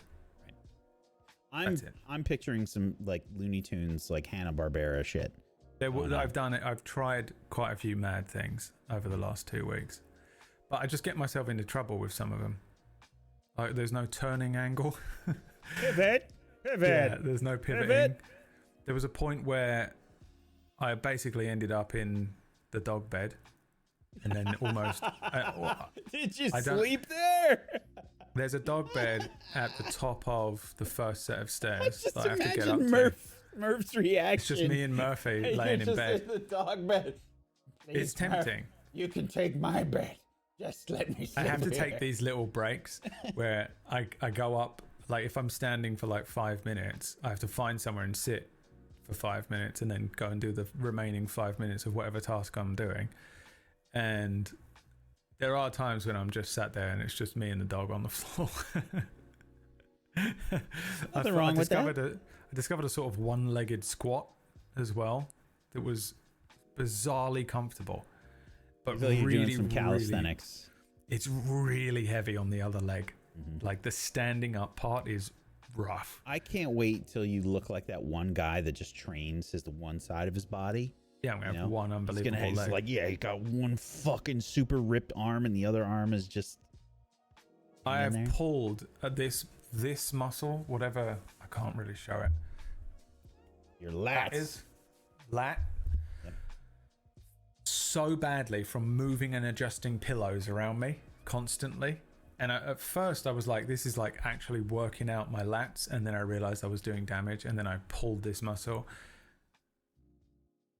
I could complain about this all day. You've been dying to. You haven't been streaming. Oh, God. I'm actually impressed. I haven't been very miserable. Like, like properly just like, oh, fuck you, fucking hate this, kill me.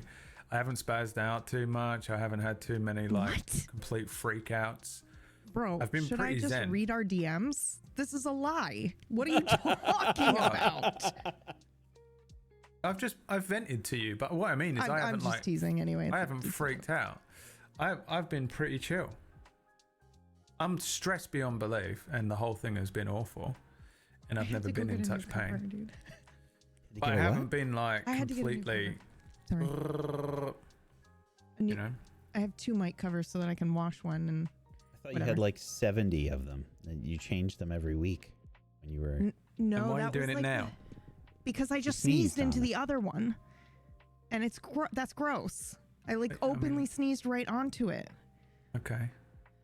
Bro, are you for real right now? You're gonna give me a hard time about you sneezed like phlegm onto it, or you just sneezed air onto it? I just sneezed air onto it, but there's still. It's the same as breathing. No. Yeah, but it's like concentrated breathing very quickly. I'm just gonna put this out. I'll be 2 seconds. Okay, and I'm the one with OCD. What do you think about a Tablestory game, Brad? Do you have an idea? I think the first one that comes to mind for me is like how easy it would be to make an ungodly game. Because that looks like it could easily translate so well. This is not worth it. I'm going to try and turn this light on. Because it's dark in here. But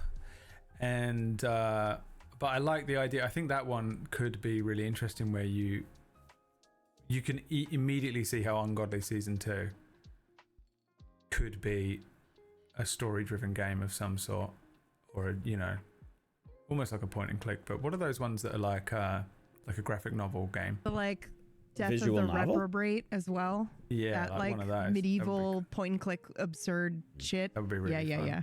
That'd be fun. Or one of those games where you have to manually control the limbs of the person. Yeah, or like just for the puppet. Yeah. And you're like climbing a wall. Yeah, you gotta climb across the island. Yeah, it's ridiculous. Otherwise, something that's a bit more like non-canon. Or what's that game me and you played, PB, where you jump through the different genres? Oh, Split Fiction. Yeah, something like that would be cool, where you go through the different Tablestory worlds. Yeah. Good ideas. Yep. I've been thinking about the roguelike finish a campaign game since we talked about it. I think that's the best. Where you choose one of us and we've got different stats and shit, and we have to fucking try and finish the campaign. That's pretty funny. Yeah. You have to pick. You don't get to pick the players. That's the roguelike. You just get given. It's a rant. It's so if you play Darkest Dungeon. Yeah. Darkest Dungeon 2, you have at the beginning, you only have a set amount of choices of people that you can pick from to put them on your team. And you have to pick from them, and they all have like good and bad traits. Yep. But yeah, you have to sit and figure out who do you want in this campaign. And then like you have to figure out what type of genre it is. Yeah. And then how does that affect the players? Does this player want to play in, do the players want to play in a sci-fi or a fantasy or whatever? They've got all their preferences and shit. Like how can they get over it? And like, can they still just play it regardless? Is it very RP heavy? Is it super mechanical? Is there enough combat? Not enough combat? And then occasionally one of us will be an option, and it's like a special one. It's like, I'm not playing this game. I'm not playing this game. I'm not playing this game. It's that would be really fun. And then you just have to get better and better. But the roguelike aspect is you getting better at GMing or like getting through the run or whatever. Or just what I feel like is the truth of it is just acclimatizing to letting shit go. Well, and it's also the shit that we've gone through, which is like production, like our production getting better and better and shit. Yeah, just one of the days you get hit by a car and it's like, do you want to still run the episode? No, you idiot. You get bonus points if you choose to cancel the episode. Yeah. And you're like, no. Yep. I think that would be really fun. That kind of idea. Yep. A bit like a Knights of Pen and Paper style approach. These are all like really good ideas. Next question. Yeah, give us an unlimited budget. Unlimited budget. Let's get it. Lottery. Who would we have? Well, who would we have to develop it? Because like the first group that popped into my head was Devolver Digital. They're publishers, not developers. Yeah. But yes, that was my first thought as well. Like anybody that they would recommend. Publishers or developers, so yeah. I don't know. I just put whoever wants to do it. Mm-hmm. That's what happened to me. Like I go, you Clay, dude. Like Clay would be funny. They're the people that did. I've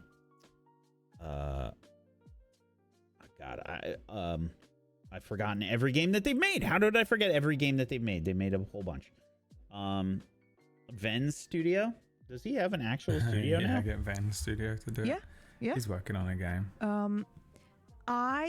It would be and if we're talking unlimited budget, we can do whatever we want. Man, would I love to hire Team Bloober to do any horror game, and just be like, yeah.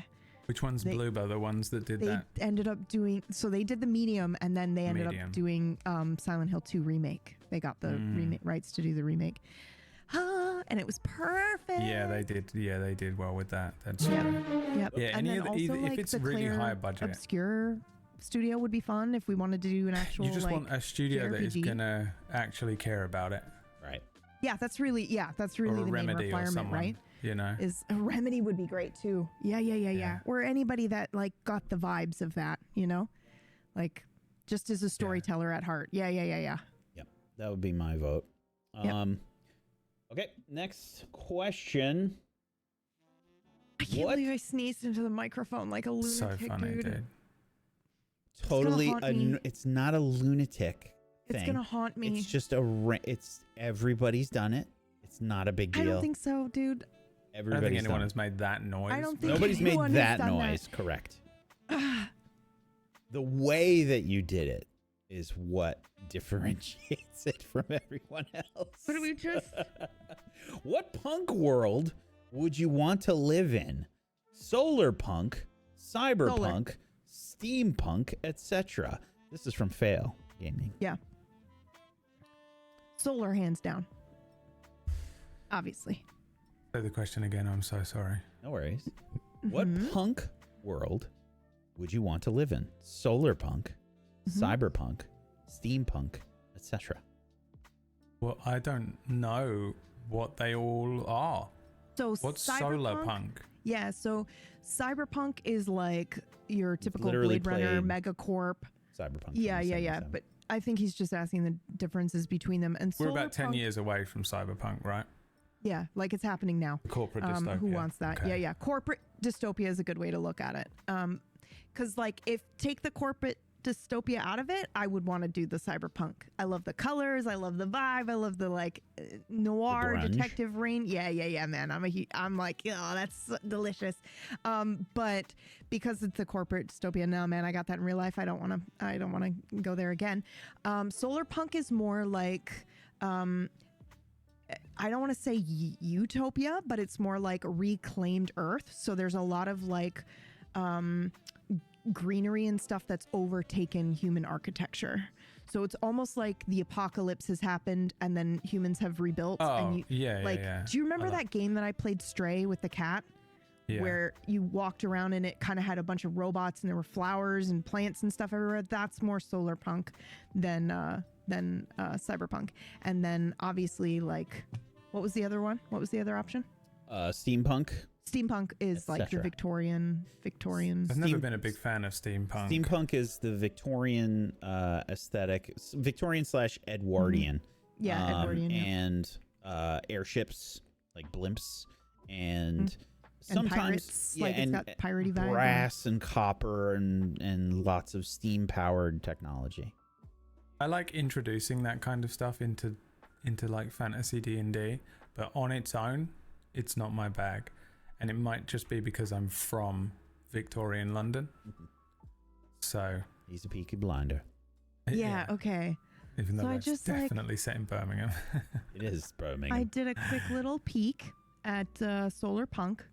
And it is like more kind of hope driven and renewable energy, but in the future, like, so you'll see a lot of greenery and bright colors and stuff like that when you see solar punk stuff, but it is still like, it still has that vibe of it's overgrown cities and stuff like that. Yeah. I love that look. Our civilization has collapsed. Yeah. And we were like, okay, let's try not to do the same shit that we did. Yep.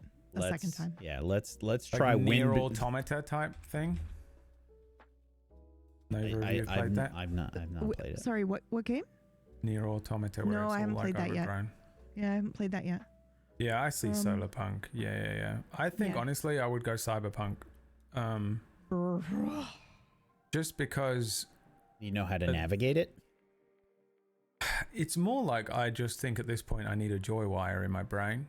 And if I can get in and actually hack my brain and hack my body in an easy way, and it was like, like the classic Cyberpunk 2077 thing. Yeah. Then it's the only thing I haven't tried. So give me the Sandevistan and a joy wire in my brain. And then I'll go crazy. I'll take out, I'll become Johnny Silverhand, I think. It's what I've been dreaming of. And I think I would go and just take out a corporation. Yep. Go full cyberpunk. It will give you, this is, Brad has always talked about like having purpose. That will give him purpose. This would be his purpose, yeah. Because like solar punk, what am I going to do? Plant something? I don't know how to do that. Be at peace? Don't know how to do that. I don't know how to do that. I was fully expecting him to be like, I don't know how to do that. I can't do any of those things. Steampunk, I think, is just the exact same thing as cyberpunk, but with worse technology. So I'll take the one with the better technology then. Aesthetically, I think they're all very interesting and cool for different reasons. But if I have to live it, I'll just take the one that allows me to just turn myself into a cyborg, like the DC superhero. I'll just turn myself into a thing that can do whatever I want to be able to do, like leap a building or whatever. I can just sort of turn myself into a superhero. That is an interesting take, because my gut reaction was the same as PB's. Like, solar punk, of course. Like, I don't want the horrific dystopia for cyberpunk. I'm like, we already have that. And not to the cyberpunk levels though. Right. I mean, but solar punk is just trying to camp in a broken city. Right. So there are negatives to the solar punk life. Yeah. Which is, hey, that might be a lot of fucking work.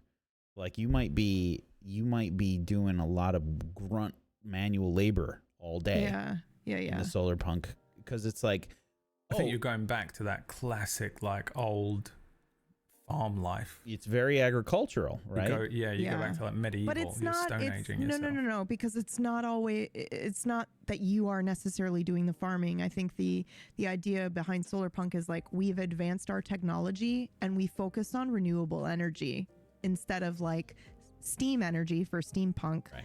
Or corporations. Fuels. Yeah. So like a lot of solar punk, you'll see like solar powered, shit, and it's doing it for you, but we focused on it. We focused on making like a more sustainable living situation for everyone so that everybody can have food and all this crap and housing and, blah, blah, That sounds like blah, a lot of work.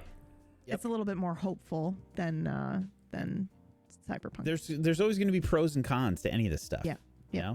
It's like, I think. Are we guaranteed in solar punk that it isn't like The Walking Dead? Like, not that there's zombies, it's not The Walking Dead. Yeah. There's other gangs and like warlords and. No, it's not post-apocalyptic. Far Cry it's not New Dawn. Post-apocalyptic. Yeah, I mean, some of them probably. Is everyone just living in peace? Yeah. Well, we don't know that. We don't know that. That changes it a bit for me. It depends, but I think technically speaking, there could be arguments made that Star Trek is a form of solar punk, where we focused on renewable energy, or we did something where we're like, oh, we don't need to work on that anymore. So now we will spend humanity doing exploration. So it's they become more the like perfect. That, yeah. It's a utopia. Yeah, it is more utopia style. Yeah. It's like what is it? It's not communist. Is it communist? Socialist. So pure, like true. Socialist utopia. Star Trek is like socialist utopia, basically. Yeah. Because there is no one works. Almost meritocracy, honestly. There's a little bit of meritocracy there, I imagine, because you just work if you want to. And, if you need food, it's just there. You just make it. They also reward you, everyone like has medicine. They also reward you if you like work really, if you contribute in a great way to society. I feel like you get rewarded in that society. There's little hints of that being shown in some Star Trek. I could live in that world. Also, like, that's my choice. I want that one. Yep. Yeah, if it's like that, and the solar punk world is like that, and it's just like nice and sunny, and there's plants everywhere, and we're all just fending for ourselves in smaller communities, then I'd be up for that. I think. Yeah. I kind of imagined that it was that's like full cities like New York or whatever, and they have all the green technology. skyscrapers, basically. Yeah, it's just that like there's a lot of like greenery and plants and food. And I'll be honest, I dream about that shit like all the time. I dream about like, hey, what if New York was solar punk and we had green skyscrapers where it was all vertical farming. It was like, okay, this side of the building gets the most sunlight, it's south facing or whatever. It's like this side of the building is the farming side of the building, and you just have vertical farms all the way up the skyscraper. So good. And I think about it all the time. I'm like, oh, what if like agriculture was a more like highly valued skill, and we paid people that did that like way more, and like, hey, that was a big goal for people. It's like you got like huge, kind of like permit discounts or something if your corporate building had farming inside. Yeah. Or you had like, hey, there's instead of a Starbucks on every corner, we had like, hey, this person's in charge of the agriculture for these blocks. And it's like these are the nutritional demands. Like we have to figure out how we're going to feed people and shit like that. I think about that stuff a lot. Yeah, me too.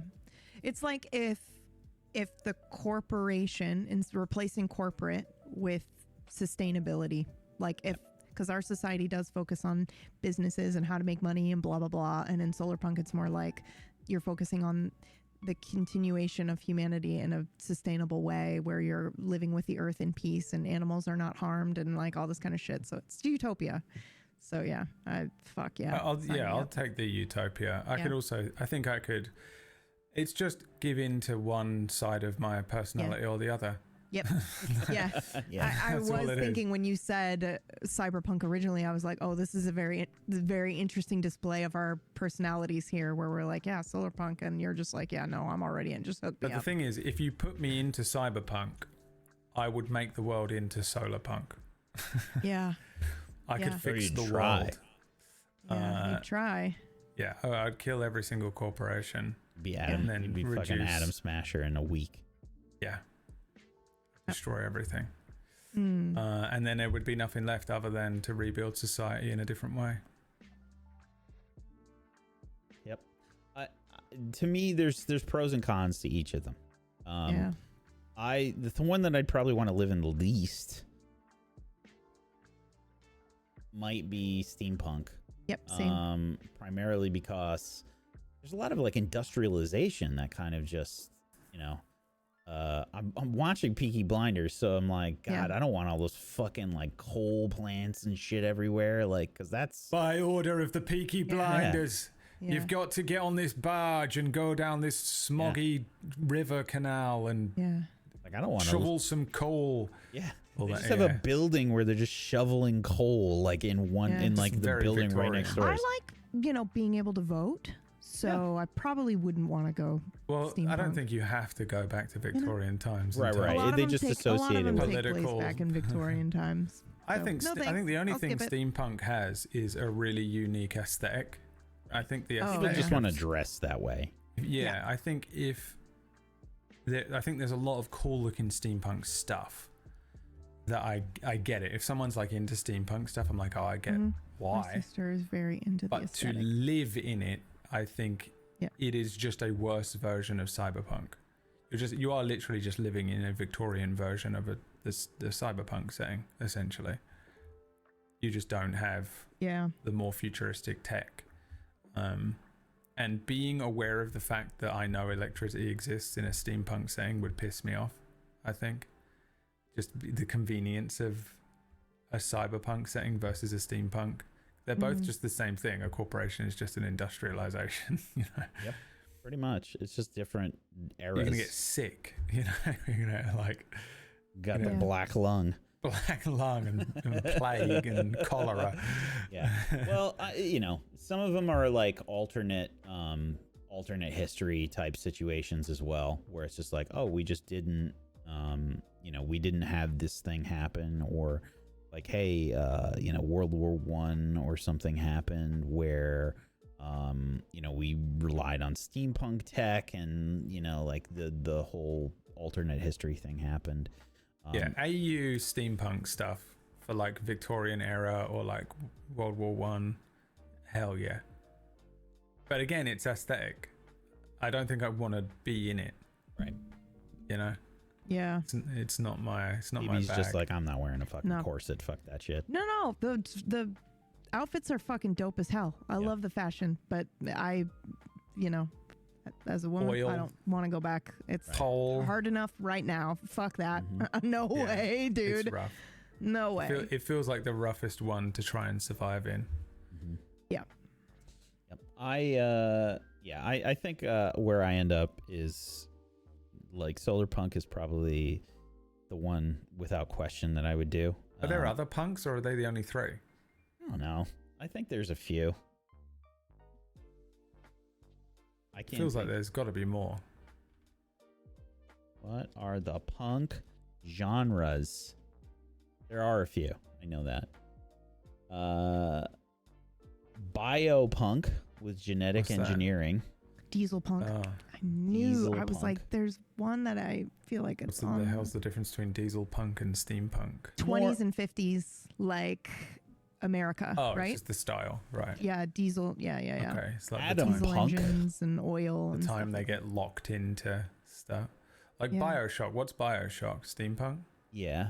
No, Bioshock would technically be diesel punk, because the time period, right, 1920s to 1950s, and it is all in like oil engines, not just steam, right? I think it's mostly steam. Is Bioshock steampunk or diesel punk? Bioshock is primarily considered diesel punk and deco punk rather than steampunk. Oh yeah, because the Art Deco 1940s and 50s influenced city. Yep.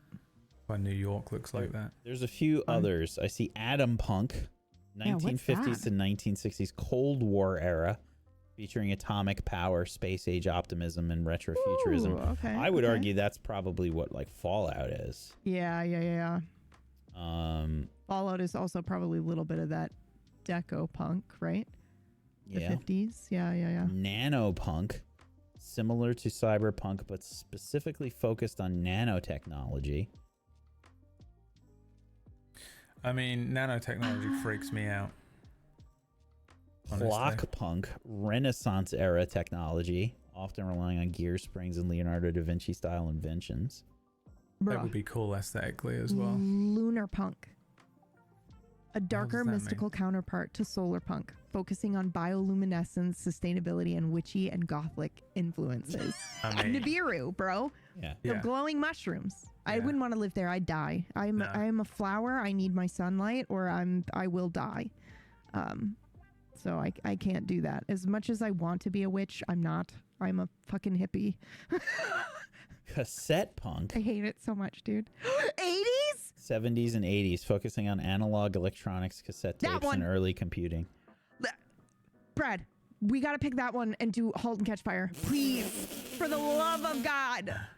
Please. Yeah, let's change the world. We're going to do Halt and Catch Fire World. Yeah. Which was just 70s world. and 80s. Yeah, it was just the world, 70s and 80s. But yes, but I just mean like, yes, analog technology. Yes. That one. I changed my answer. That one. Hope punk. yeah, I mean, Often seen as the opposite of dark dystopian genres, emphasizing optimism, kindness, and fighting for a better world. no. We Mad already do a lot of Max? fantasy stuff. Mad Max style? Oh. No, Hope. Mad Max is. Mad Max is No, not hope. sorry. I was reading the chat. People were like Mad Max and Waterworld, Piranha said, and I was like, "Oh, those are interesting. Would you guys live in Mad Max or Waterworld?" Neither. No, I mean, if you had to choose, between those two. horrible. I know, but if you had to choose, which one would you choose? They both suck so much. Yeah, I those guess are both Waterworld, Awful. because at least there's water and I can swim. Yeah, Mad Might- Max is just a huge chance you're just going to be fucking so. obliterated It's just immediately. Australia, right? I mean, Yeah. yeah. Australia or Waterworld might have some cool water slides. I'm going Waterworld, Waterworld. they're like functioning, whereas Mad Max, it's just a free for all. I'm going They Waterworld. both suck, but yeah, I'd go. I Waterworld feel like too. Waterworld also sucked, but yes, that's the one I would go with too. Even though They I have both a suck, deep too. fear of the ocean. Well, you just I'm live sure on it'd the be fine. little floating city, you know. Yeah, I'm sure it'd be fine. Definitely. It'd be such a Definitely. great place to live. Wouldn't give me anxiety every day. Absolutely.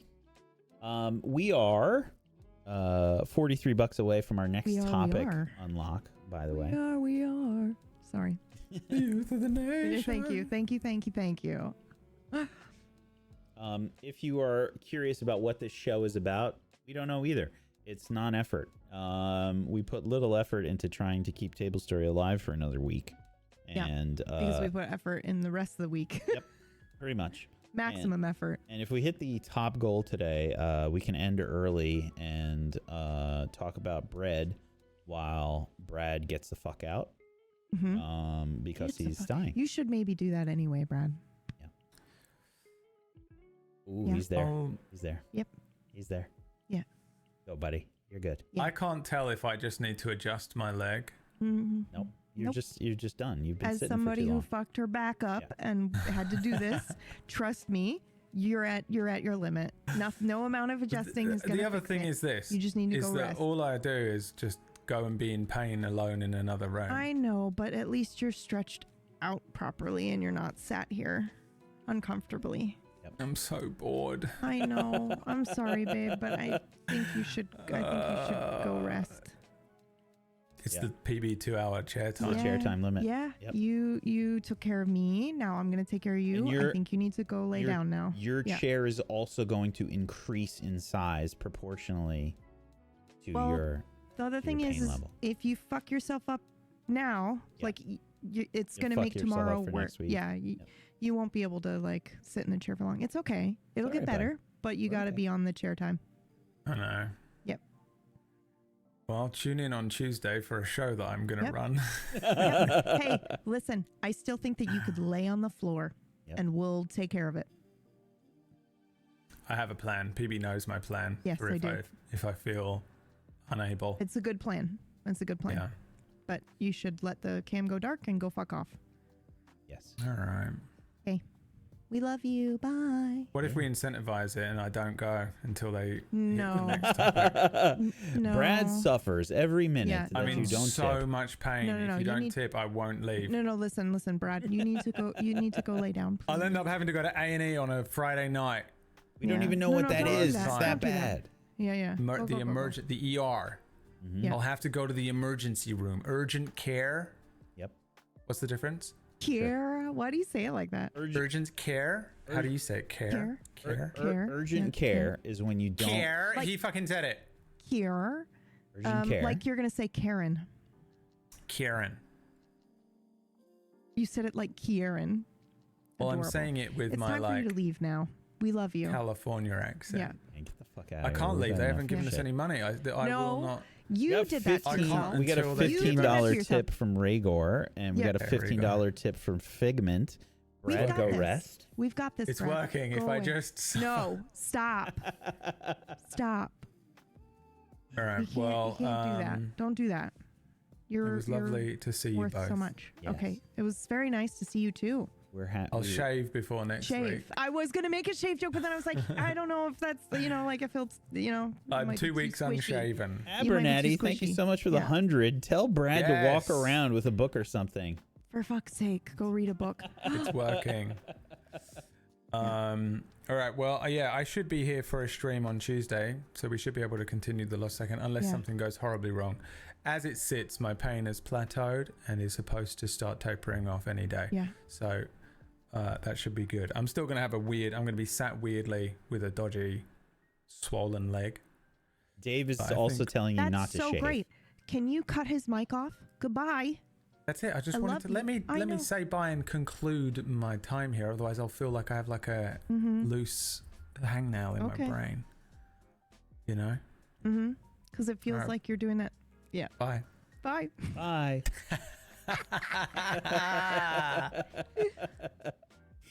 Finally, we got rid of him. Jesus Yeah. Christ. Put the jazz on. Put the jazz on. Put It's the jazz been on. on. It was just a joke that Brad's gone and now you can put jazz on. I was just kidding. I thought you would for sure comment on it. That's why I put it on initially. I put didn't want to spoil the secret, you know? I thought for sure you were going to be like, whack, this is our He's music. also in a lot of pain, so I don't want to make some of the jokes I would normally make just because, You know, I had just one don't- locked and loaded I did earlier, ha- and you I did. You I did. did have one I locked knew and it. loaded. Yeah. I knew it. And now when like I didn't want to be like, oh, you have to turn this music off because like you can't listen to this with Brad here, like I know it's just a joke, but I don't want him to feel like like we're like, no, we don't want you here. No, I don't want him to feel that way. No. He's already abusing Liam's friendship. So, I think he'd be fine with it. I think he'd be fine. Yeah. Thank you everybody for the tips. Much Yeah, appreciated. thank you guys so much. He did a really good job sitting here for that long. I feel like he was in maximum pain towards the Yes. end there. Yeah. And I As soon as he finished the drink, he was like, and you're like, oh. Yeah, especially because I hurt my back. And so I've also been like, oh, I know the look of trying not to do your best to hide how much pain you're in, buddy. Holy shit. But also he has the demand avoidance. So I can't be like, go away, go lay down. Or it has to happen in a very specific way, or he's going to be like, no, PB, fuck you. And I will sit here forever. He will injure himself further. Yeah. That's what would happen. Yeah. That is exactly correct. Yeah. Anyway, thank you everyone who threw tips, even though he was being weird about it towards the end. They're like, I'll sit here in pain. Insane. Don't enable him. Don't enable him. thank you everybody. We appreciate you. But also thank you.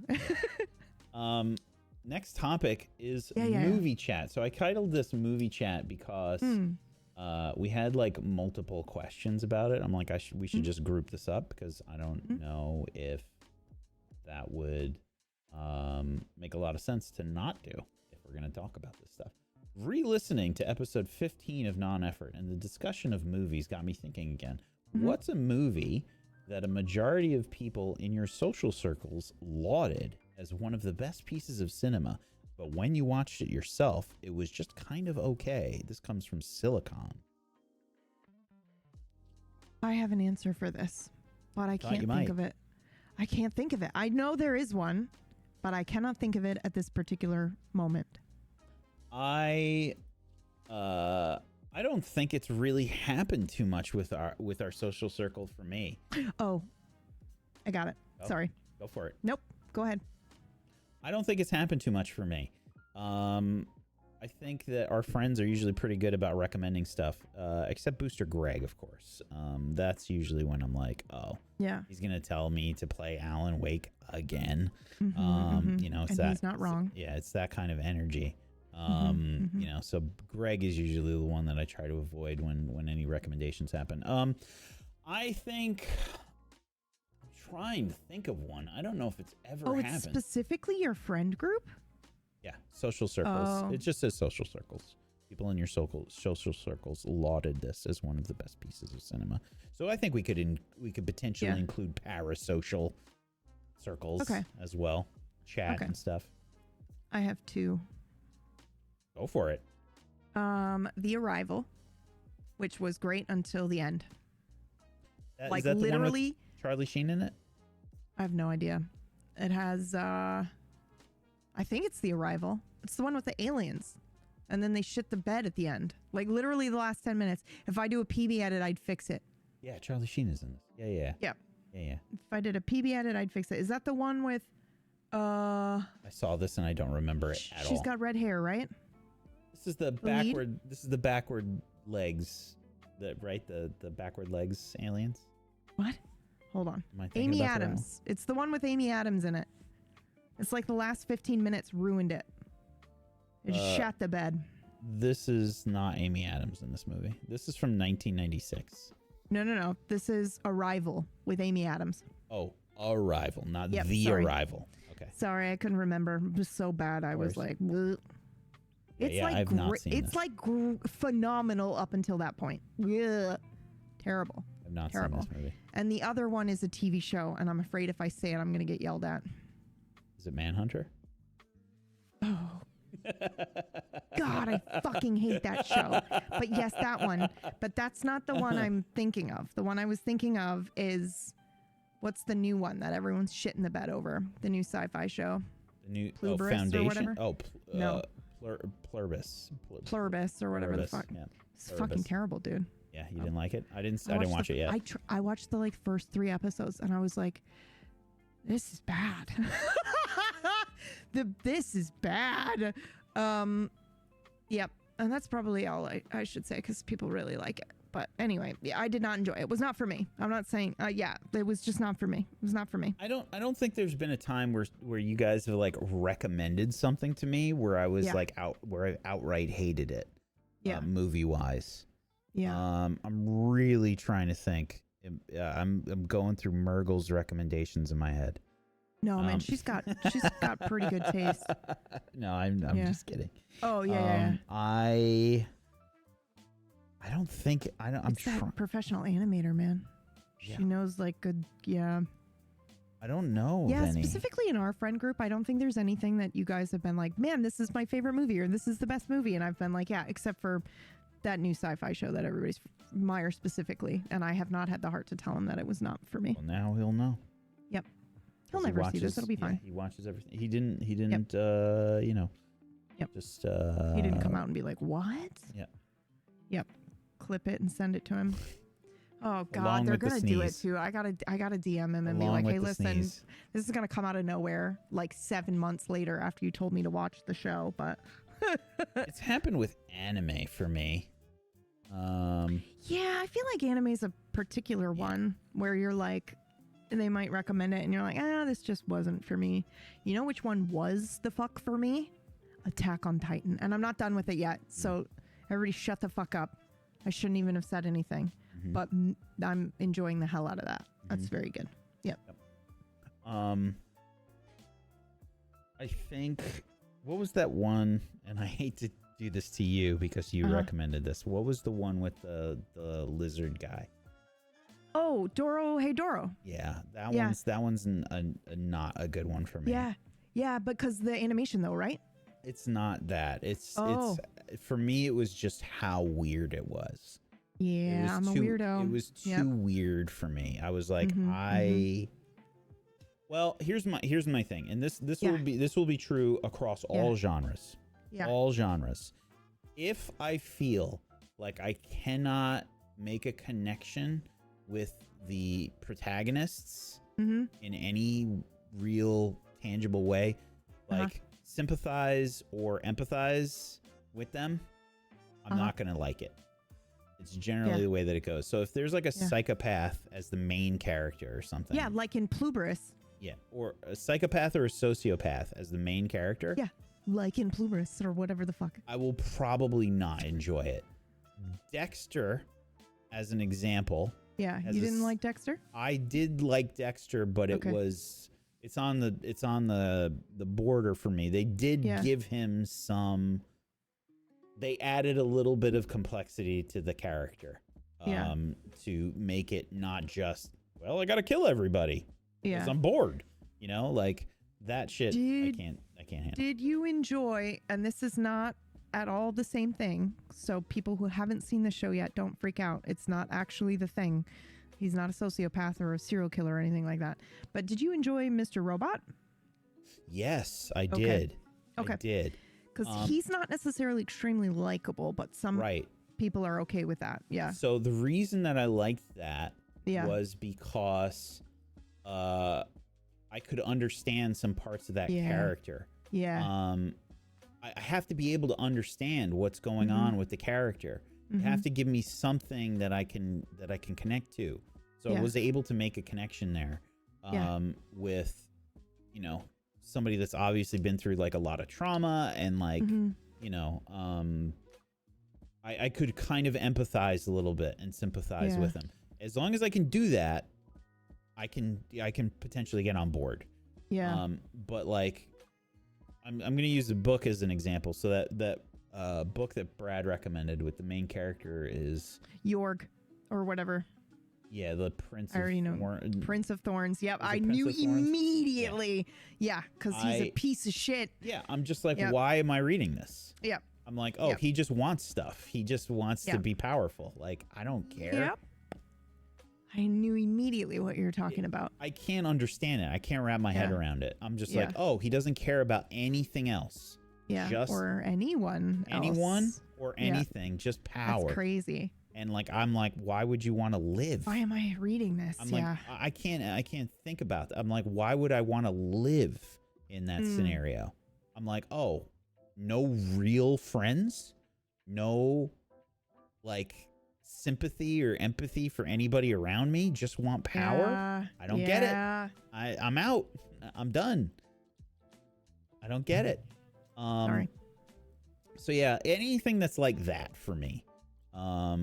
That's where that category would go. I don't think our friends have really recommended like any movies that I can think of off the top of my head. Yeah. Specifically I also weirdly just gonna throw this out there, and you told me you didn't enjoy Dorohei Doro when you watched it, but like I want to know that so that I, because I'm gauging what you like, and I'm not, those people that will just recommend their favorite thing without any considering your likes or dislikes. Without considering your likes or dislikes. I don't like to do that. So if I know you well enough, I'm not going to recommend something that I know you're not going to like. So yeah, Greg is feeling guilty. He's like, it's me. What? Greg said in chat, it's me. That. Yeah, he's making the joke about Spider-Man and Alan Wake. Yeah. Sorry. I was slow. Have you watched Spider-Man or Alan Wake? Alan Wake. Yeah. The only reason I won't play Alan Wake is because I've seen 3 people play through it. Yeah. And the main selling point of that game is the story. Yeah. So it's like, well, I've seen it. I've seen 3 different people play all the way through. I think I don't want to sit there with a flashlight. I'm good. Yeah. I'm good. Alan Wake 1 also went on too long. Oh, shit. I've said that since day one. He's throwing hands. Now listen, Alan Wake 1 was really good, but I think they got pressured to like, the story was incredibly good. But I think that they could have made it a little bit shorter and it would have been fine. Everything would have been okay. Personally. There it is. Yep. Greg is, There it is. he's up, he's pacing, he's crazy right now. They absolutely did, and they complain about it in the same game. Greg knows everything. Thank you. Thank you. I could tell. Yeah, I get it. I don't want to do that either. Like, the last thing I want to do is recommend something to somebody that they hate. Like Brad with Crimson Desert. I'm like, oh no. I made him spend money. I'm so worried now that you're going to spend money on it and not like it. Yeah. Because I don't want to do that. It's a risk we take when we're taking a recommendation, and that's fine. Yeah. It happens. Yeah. I absolutely don't want to do that either.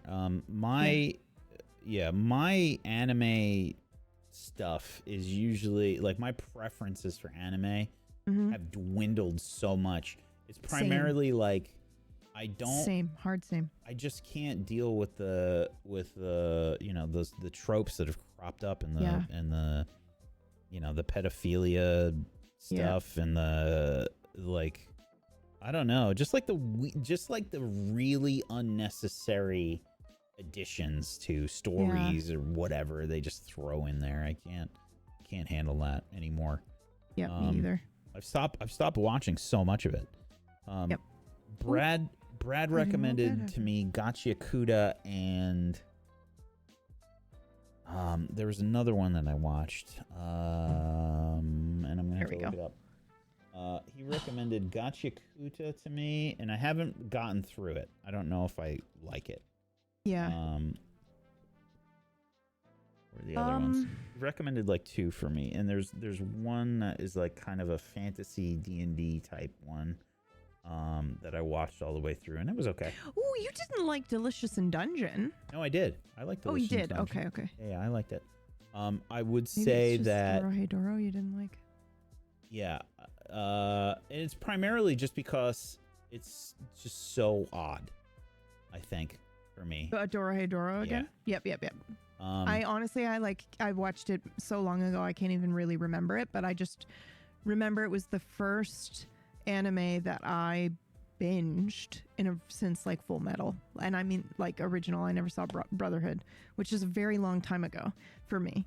I used to watch Bleach as it was coming out and like all this other anime, and then I just kind of, it was like I was overwhelmed. You know what else? What one was really good? The first season of that show on Netflix. It starts with an A. Hold on, this is gonna drive me nuts. Manhunter. Aki, I think. Oh, it does. You think it's Baki? No, it's just Aki, I think. Hold on. That's another good one incoming. Furen was really good as well. Brad hated Freeren. Really? Why? He hated it so much. Because he said nothing happened. He's like, no, it was the first episode was the only... He said he was down with the first episode, but you told the entire story with the first episode. Which I disagree with. I think that there was more to that story than just the first episode. I understand why he said that, but I disagree. So he recommended this one, Clevitas. Clevitas is another. And my status as an assassin obviously exceeds the heroes. I haven't watched that one. Yeah. But I did check out Clevitas. I did like Clevitas. Gotcha Kuta didn't hook me on episode 1. So I might give that more of a shot. Yeah. Chainsaw Man was really good. I didn't watch the anime. I read the manga. Yeah. And for me, it was very meh. I think if you just read the manga, as soon as you said I didn't watch the anime, I've only read the manga, I was about to be like, I think the only way to do it is to watch the anime, which is terrible to say, but the animation helps make up for some of the weird fan service moments, in my opinion. Like, the animation's incredible, and then the action scenes and violence and gore and stuff makes up for some of the other really weird sex shit they do. It's also like, it's such an odd concept as well for me. Yeah. But I mean, a lot of like shonen stuff can do stuff like that. Like, yeah. I mean, even Jujutsu Kaisen is like a weird one. But that, to me, that animation and that like, I don't know, like to me, the anime, I'm such a, like, I will fall, I'm a book, I'm like, don't judge a book by its cover. Like, I will judge a book by its cover for animation and like art. Or if you have like really good art and animation, I will sometimes just flat out ignore if a story is really bad. Yeah. Yeah. It can actually sell me. Jujutsu Kaisen is not a good story. Yeah. But god damn, is it beautiful. The second season of Jujutsu Kaisen might be the best animation I've ever seen. Oh, like, it was fucking crazy. Wow. And just pacing and like action wise, that shit was incredible. Season 2, incredible. Yeah. I don't know if I've ever seen anything like that before. World Teller, we both read Witch Hat. Is it out yet? They're making it into an anime. But Dungeon Witch Messy. Right? Didn't we? I don't think I haven't read that. You've not read Witch Hat? No. Maybe it's just me. Witch Hat. It starts next Monday. Oh, that's amazing. And that's an Is anime. that on? Yeah, it's an anime now. It's starting next Monday, but it's a manga first. But it's I think you might like it. I don't know. I'd have to. It's very well, we'll see. I suppose. I'll watch the first episode. There was like another witch one that I read part of the manga for, and I think I watched one episode of the anime, and I was like, I don't like this. Madoka, was it Madoka? I don't remember. I feel like it wasn't that. I can't remember. There was another. There's been like a few like witch / they do that sort of like witch school thing. Yeah. I fucking loved Witchblade, but the TV show that TNT put out ages ago, like back in 2001. Oh, I know one PB that you didn't like, Vinland Saga. Oh yeah, man. Fuck. You don't like Vinland Saga? I tried too. I tried that twice. I love Vinland Saga. Yeah, and I just could not get into that for whatever reason. It might, honestly, dude, it might just have been the time I was trying to watch it. I was like, because it can be very picky where I'm like, I don't have the effort. Two things can happen. I don't have the effort to read the subtitles, but I refuse to listen to it in English. Or two, I understand enough Japanese that the voice acting that they're doing is too much. They're going too hard, and I can't handle it. And a lot of anime, they do that. It's very exaggerated Japanese, but sometimes I just can't handle it. And that may have been the case for Vinland, where I was like, I'm in bed, and I don't want to be reading subtitles, so something better fucking happen. But I don't think anything happens in the first episode, I don't think. And so I was like, okay. In Vinland Saga, something definitely happens in the first episode. Yeah. Yeah. Big deal in the first episode. Maybe I didn't even finish the first episode, bitch. Yeah. It's brutal. It is brutal. Bro, I read all of Berserk. Guys, I GM Nocturne. Brutality is not going to bother me. Berserk is crazy. Berserk is crazy. Crazy. Like, yeah, reading the manga, man. I'm fine. I'll be fine. But, like, it could just not be for me, like, story-wise. It could just be that I wasn't into it. Yep. Very Whatever the case may be, yep. Very possible. Otherwise, I can't really think of too much stuff. Like Dan to Dan is like that. It just got too, like, I was like, oh, I just don't have the energy for the weird, rapey stuff. I've gotten to the point where I'm like Brad, where I just can't, I can't be bothered with the subtitles because when I'm watching stuff, it's second screen TV. It's second screen TV. Yikes. I can't focus on it. I'm usually playing a game or I've got other stuff that it's a thing. Yeah. Like I'm not concentrating on TV anymore.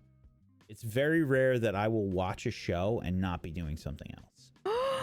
That's the only way I watch TV. Very rare that I do it. I will do it with movies more than television. That's devastating. Yep. I'm being honest. Yeah. Being honest. Yeah. As soon as Brad talked about it on his stream, because I used to be subtitles or die. Yeah. I used to be. Yeah. But I'm like, I get it more and more. I got shit I got to do. I got to make food.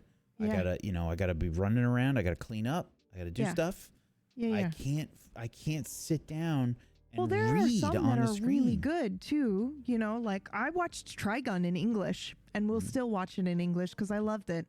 It's not like I'm like, watch with subtitles or Get Out. I grew up in Japan and I like hearing the Japanese. It's not that it's not me being a purist. It's just me being like, I want to listen to it in the original language, but it does mean I need to have my eyes on the subtitles for a lot of it. Oh man. More on movie chat. Yeah. This question comes from Turlex. Which movie is more terrifying and why? And this relates to, I gotta find this post now. This relates to a few options. And this was in our non-effort channel.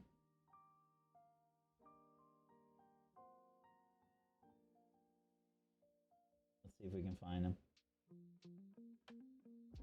Event Horizon or The Brave Little Toaster? Which one was more horrifying? Which one was more terrifying and why? Event Horizon, I think. I don't know if I remember that movie, but let me just look it up real quick. I might be thinking of Sphere. Event Horizon was the one in space. I don't know if I've ever fucking seen this. Hold on. Lawrence Fishburne's in it. I don't think I've ever seen this. That was a scary fucking movie. I don't think I made it through it. When did it come out? This is how we'll find out. Probably late 90s. Yeah, I wasn't allowed to watch it. 97. Yep. If it came out before Sam Neill, Lawrence 1999, then I probably didn't get a chance to watch it. Oh God, I couldn't finish it. I think it was really that fucking well. Scary, now I have to watch it. Okay. Lawrence Fishburne, Sam Neill, Jolie Richardson, Kathleen Quinlan, Jason Isaacs. Yeah. Fucking okay. I'm down.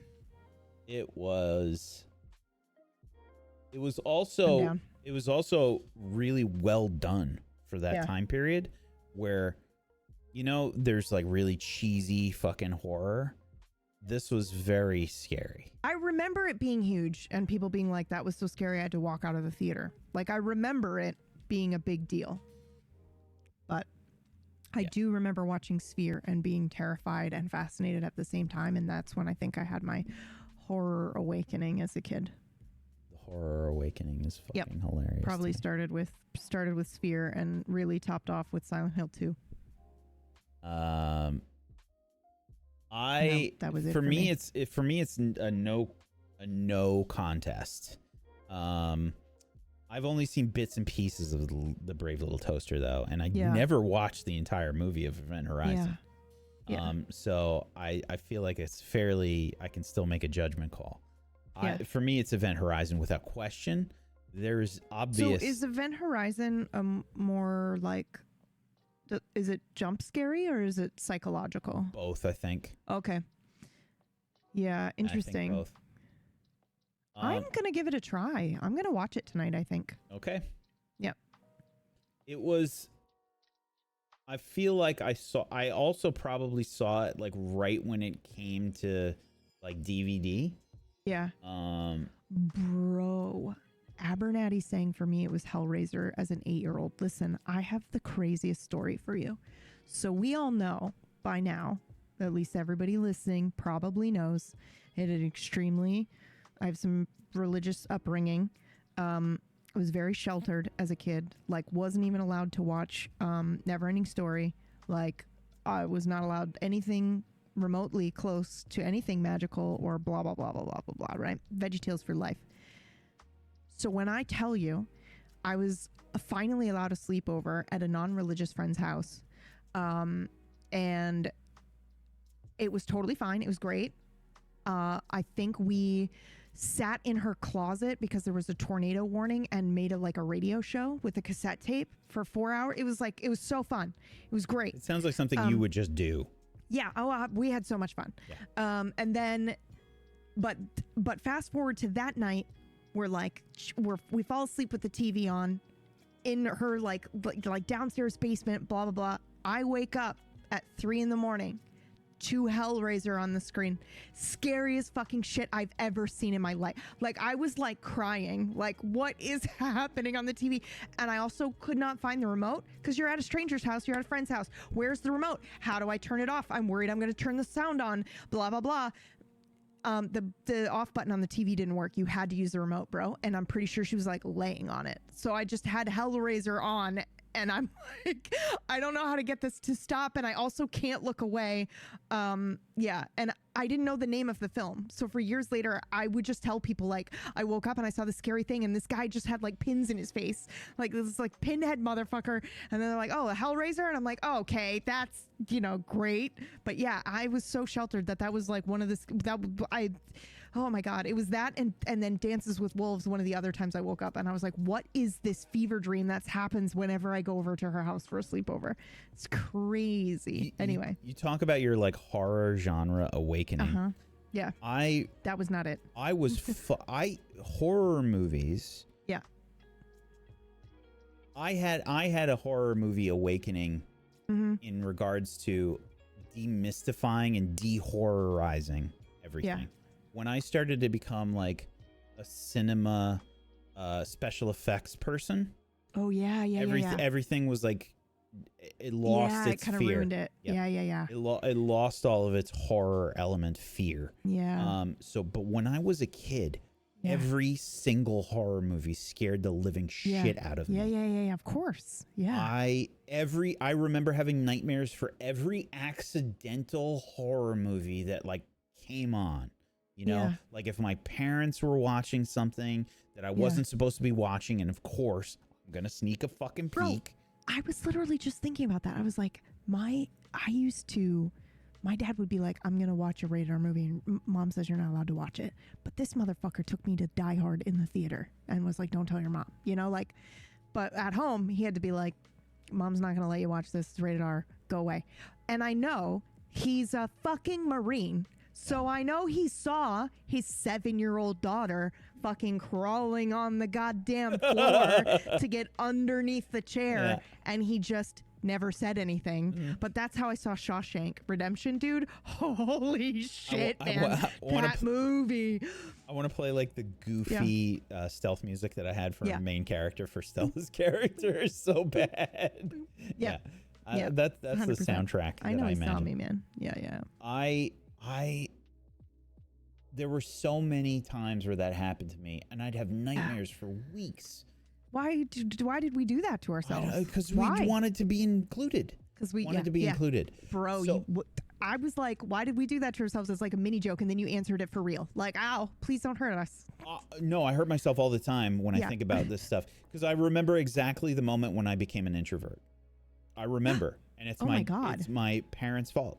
I remember the exact moment when it happened. Okay, don't clip this for your parents to find one day. Do it, please. Okay.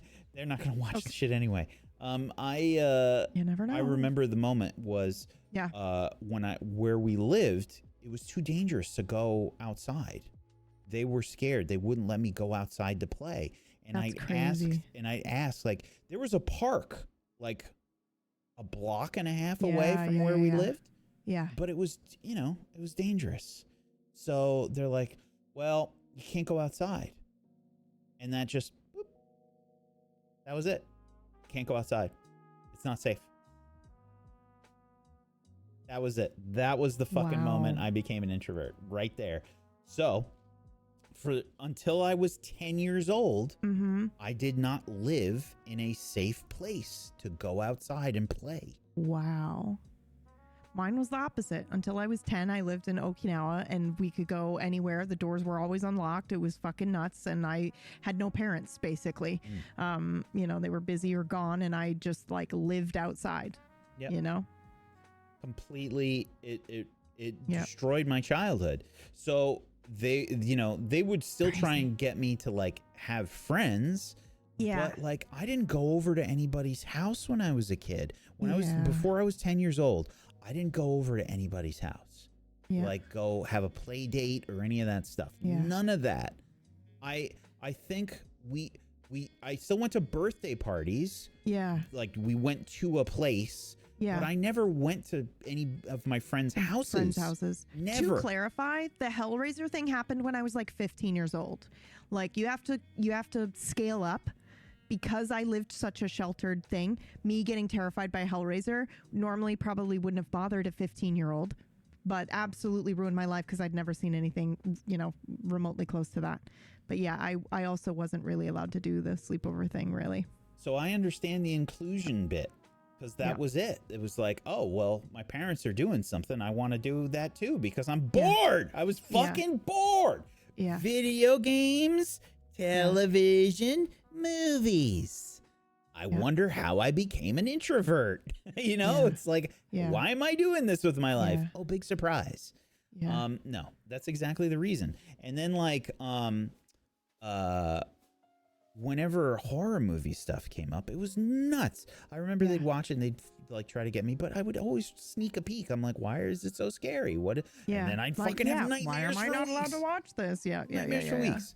The scariest fucking thing that I ever caught when I sneaked a peek was when we went to Canada, and the way that my cousin's house was set up, they had like their living room, like they had the foyer, and it had the staircase going up to the second floor, and then they had the like living room / TV room was to the right, and you could see the television from the stairs. Yeah, okay. And I sat on the stairs and they were watching Invasion of the Body Snatchers. I've heard about that. Didn't ever see it, but horrible special effects. If you watch it now, you'll be like, is terrified. If you saw it now, you'd just be like, those are the worst special effects I've ever seen in my life. Yeah. They literally used like garbage bags for stuff. And for these like aliens, and the aliens would like go into people's mouths and like control them and shit. Oh man, you just unlocked a memory. Do you remember the Animorphs books where the Yerks would go in through your ear? No, I didn't see any of that stuff. I don't know what you're talking about. They had like they were like little slugs that would go in through your fucking ear, dude. Nope. And there's also a Star Trek episode. I have a thing with ears, like don't come near my ear. Because of Star Trek, because they're that whatever fucking episode it is where they put a thing in the guy's ear. Oh, I definitely Star Trek have movie. seen that. Yeah. Star Trek movie? I think it's a movie. It may be an episode. I feel like that's an episode. Okay. Wrath of Khan? They did that in Wrath of Khan. Okay. I don't remember Wrath of Khan at all except for the scream.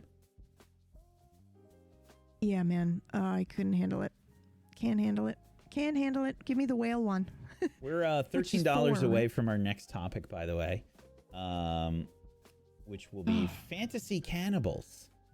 What? No. How are we on this again? No, chat. No. People love the topic, I guess. I say no. They were curious about that. You want to know a funny story? Yeah. Sorry to interrupt you. I just had a memory unlock here real quick from last week, which is hilarious in and of itself, but a fun story for you and chat. I was, for the dumb episode, you guys know that we did our April Fool's episode, and we did it in, Red M, right? Which was fun.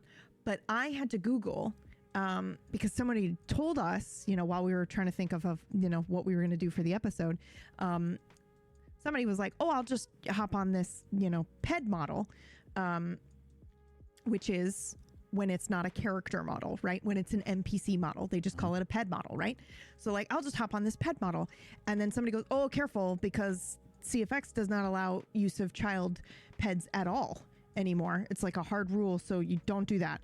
And so we were like, oh, really? And so I Google it, right? Thinking like, I think I Googled very specifically. I was like, CFX PED model rule or something like that. and it immediately comes up and was like, are you asking about the laws around child pornography? And I'm like, oh my God, I'm on a list. You're on a list. I'm on a list. Yep. I'm on a list. Yep. By accident. Uh-huh. So yeah. Mm-hmm. And so then I was like, do I re-Google and clarify? But then I was like, no. I think No, I'll you're just digging leave it, dude. deeper. I think I'll just fucking leave it. Yep.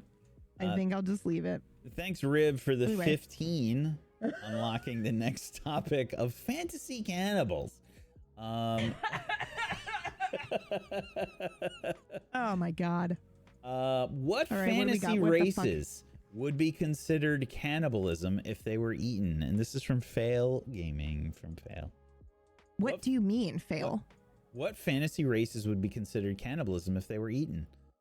Like what Like, popular fantasy all of them. So All of them. What's the distinction? I think is the If you question. if you eat of your, then cannibalism. But if your human is eating an elf, cannibalism. Yes. Yes. Is I think what they're getting at. Yes, it is. But where's the line? It's humanoid. Humanoid. Talking, speaking, thinking, Okay, feeling, so has a personality. Any Yeah. humanoid eating a different humanoid is cannibalism. Yeah, I think so. Mm-hmm. I mean, We got I beast, think so. We got beast folk. And if they're intelligent, then it's cannibalism. No, you can't say that because, you know, we eat intelligent animals all the time, unfortunately. You know. PB eats dolphins all the time. Dude, I Octopus. still stress about it. Octopi. Yeah.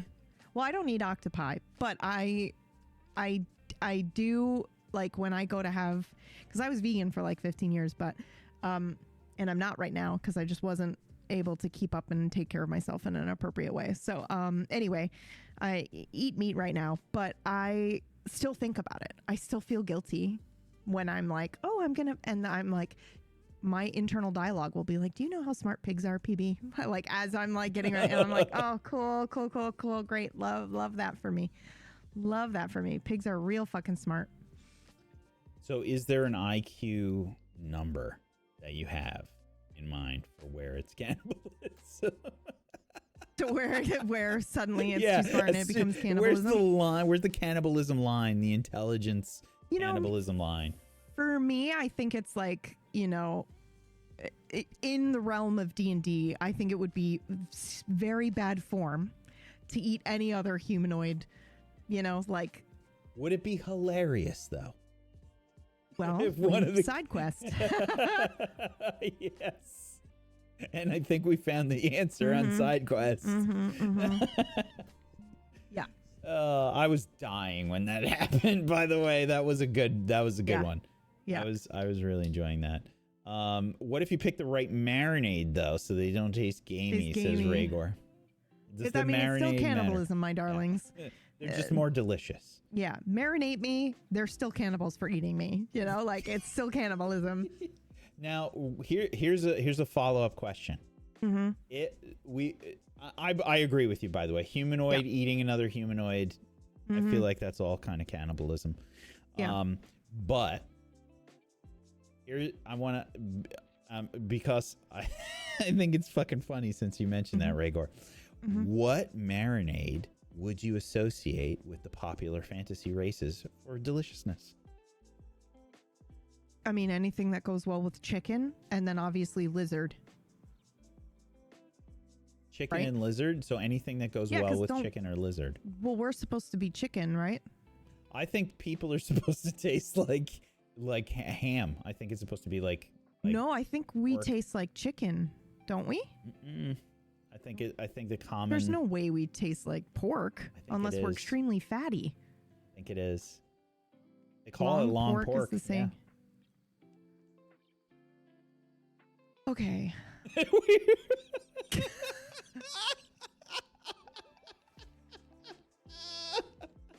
I ruin something for you? No, I'm like, cannot believe we're having this conversation. We've run out of any good topics. This is where we are. Yeah. Yeah. This is the shit that chat wants to talk about, though. Yeah. Oh, man. Oh man. I guess I don't have to my thought was, I guess I don't have to worry about being gamey if I taste like pork. You guys will be fine. You know? Just get some fucking maple syrup. Honey glaze PB. Honey glaze me. Let's go. You gotta pop her out of the oven every now and again and reglaze. Fucking roast me with a fucking apple in my mouth. In certain situations, pig skin can actually be used in skin grafts for humans, so probably pork. Yeah, and pig hearts as well. Mm-hmm. Yeah. So probably pork. Yep. Excellent. I would like to go in depth as to what kind of marinades for the popular fantasy races. Yeah. When you were like, chat wants to talk about this, I knew that was bullshit. You want to go through the list of marinades. I'm a secret cannibal. That's what's going on. This is what's been going on the whole time. Uh-huh. Yeah. That's the name of the game. Super cannibal. My freezer is filled with just jars of blood. That's what it is. That's a joke, chat. Yep. Now you're on a list. You're on a list. We're both on a list. Yep. What do you think elves would be paired well with? Bro, I don't know. Pears and cheese. I don't know. Don't they taste like pork, right? See, like Keeper's on board. Walnuts, she's like, it's got to be something herby. Walnuts and brie. Brad didn't have knee surgery. Whack ate his leg. Yep. That's what happened. He mailed it over. It's the one thing that Trump doesn't tariff. Holy shit, dude. Well, I mean, we had proof in the fucking Epstein files. Oh, no. Yeah. Yep. I was about to make a conversation or a joke about this conversation being in the file, so maybe we should just stop talking about cannibalism. Good idea. Thanks. I'm not the first one that brought this up, though. This is fail. I know, but you're now thinking about marinades for I'm trying to fill creatures. time, PB, so that people will push to the next topic. Okay? Yeah, that's fair. I'm trying to somehow fill cannibalism? time. Yeah. I know how you fill time. You think about marinades for fantasy creaters. Okay. Hey, listen, so I'm a foodie. Next? If I gotta go that route, what about kenku? It might as well be delicious. I have no idea. It's such a stupid barbecue sauce, obviously. It's such a stupid topic. I hate myself for doing this so much. Deep fry the kenku. Let's go. Oh God. Deep fried kenku. I'm trying to imagine the mascot. Like it's it's KFC, Kenku Fried Chicken. Who it's not the Colonel, it's not the Colonel. Who's the mascot for it? I don't know. What? I can't think of it. Oh, I don't know. What was Tuesday's character name?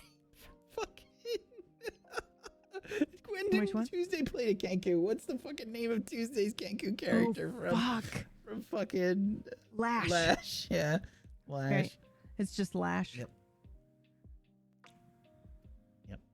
Well, there you go. This is what we've got left, everybody. This is what happens when we don't have the tips coming in. But seriously, thank you for all the tips. Well, we could talk about books. Yeah. Seriously, we could talk about books. Thank you all so much. We talk about books. We switched our format this last year. It's been over a year now, right? Yeah. Yeah, we switched our format last year from a monthly shill show to weekly, so that Brad and I could also start getting paid for what we're doing here at Tablestory. So we really, really appreciate you guys showing up for us in that way.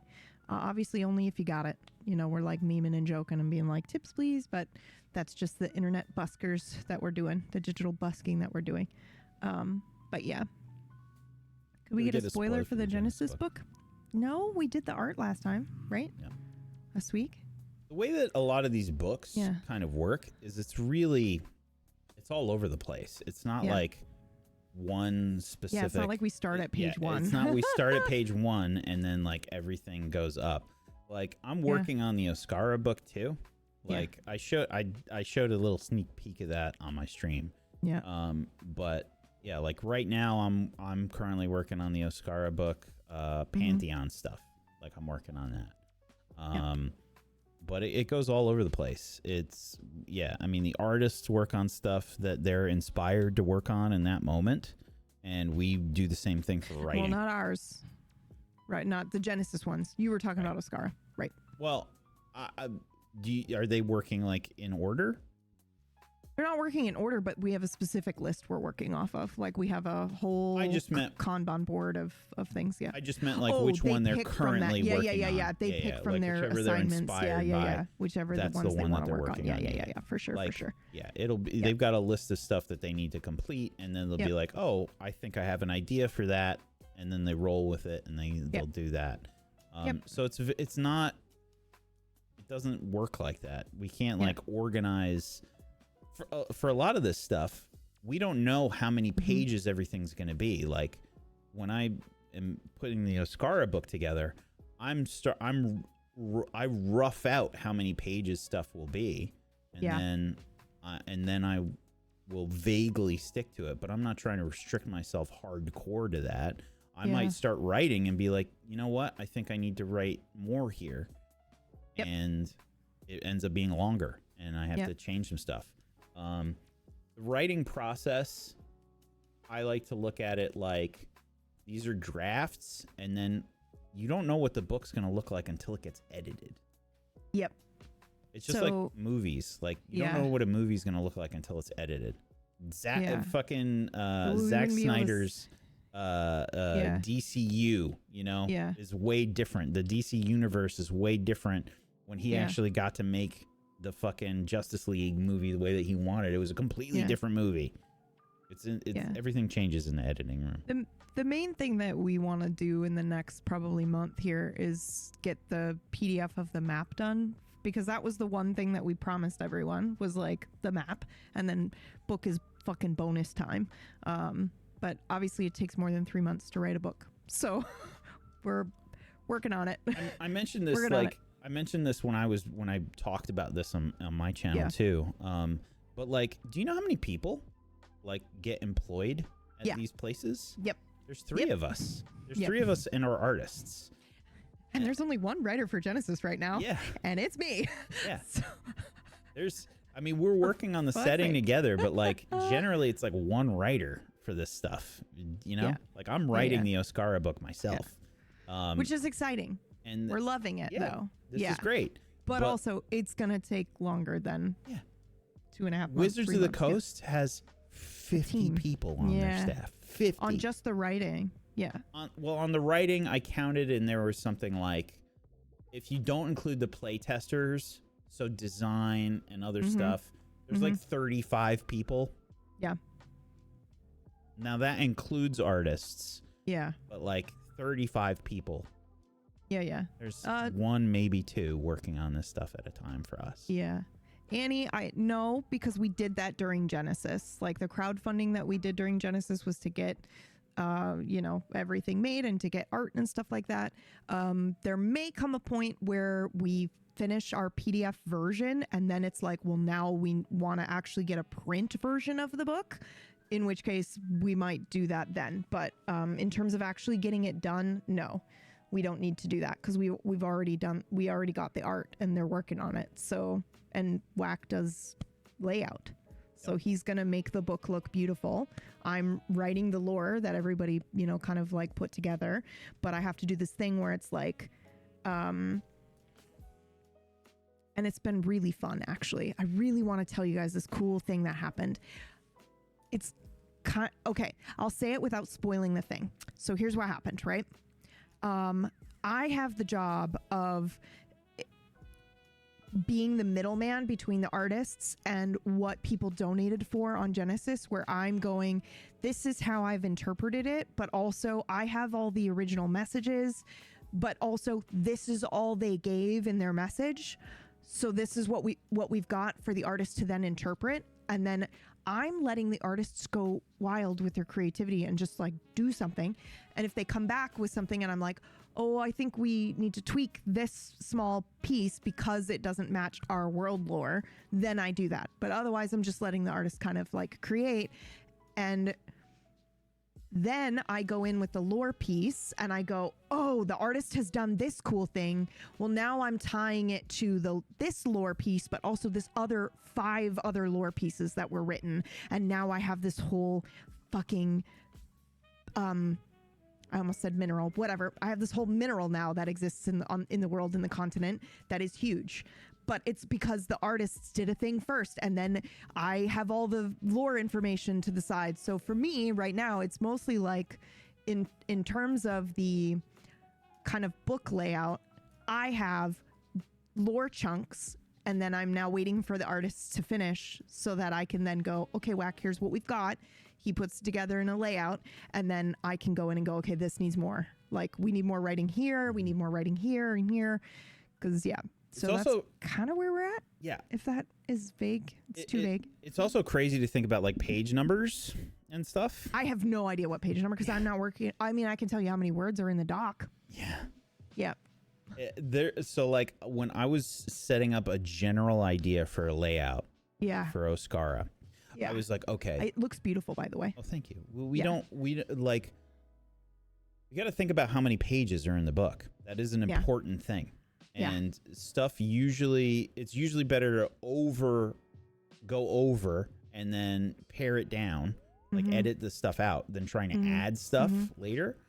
And it's kind of scary how fast it fills up, because I was getting the general page layout together, and I was like, ooh, well, how much do I want for each country, in the book? Yeah. And I'm looking at like other books for inspiration for like setting books and stuff. We're not going to have that problem.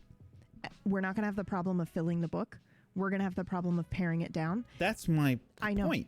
I know, but I love that you're doing it with, because can I say what you screenshot sent before?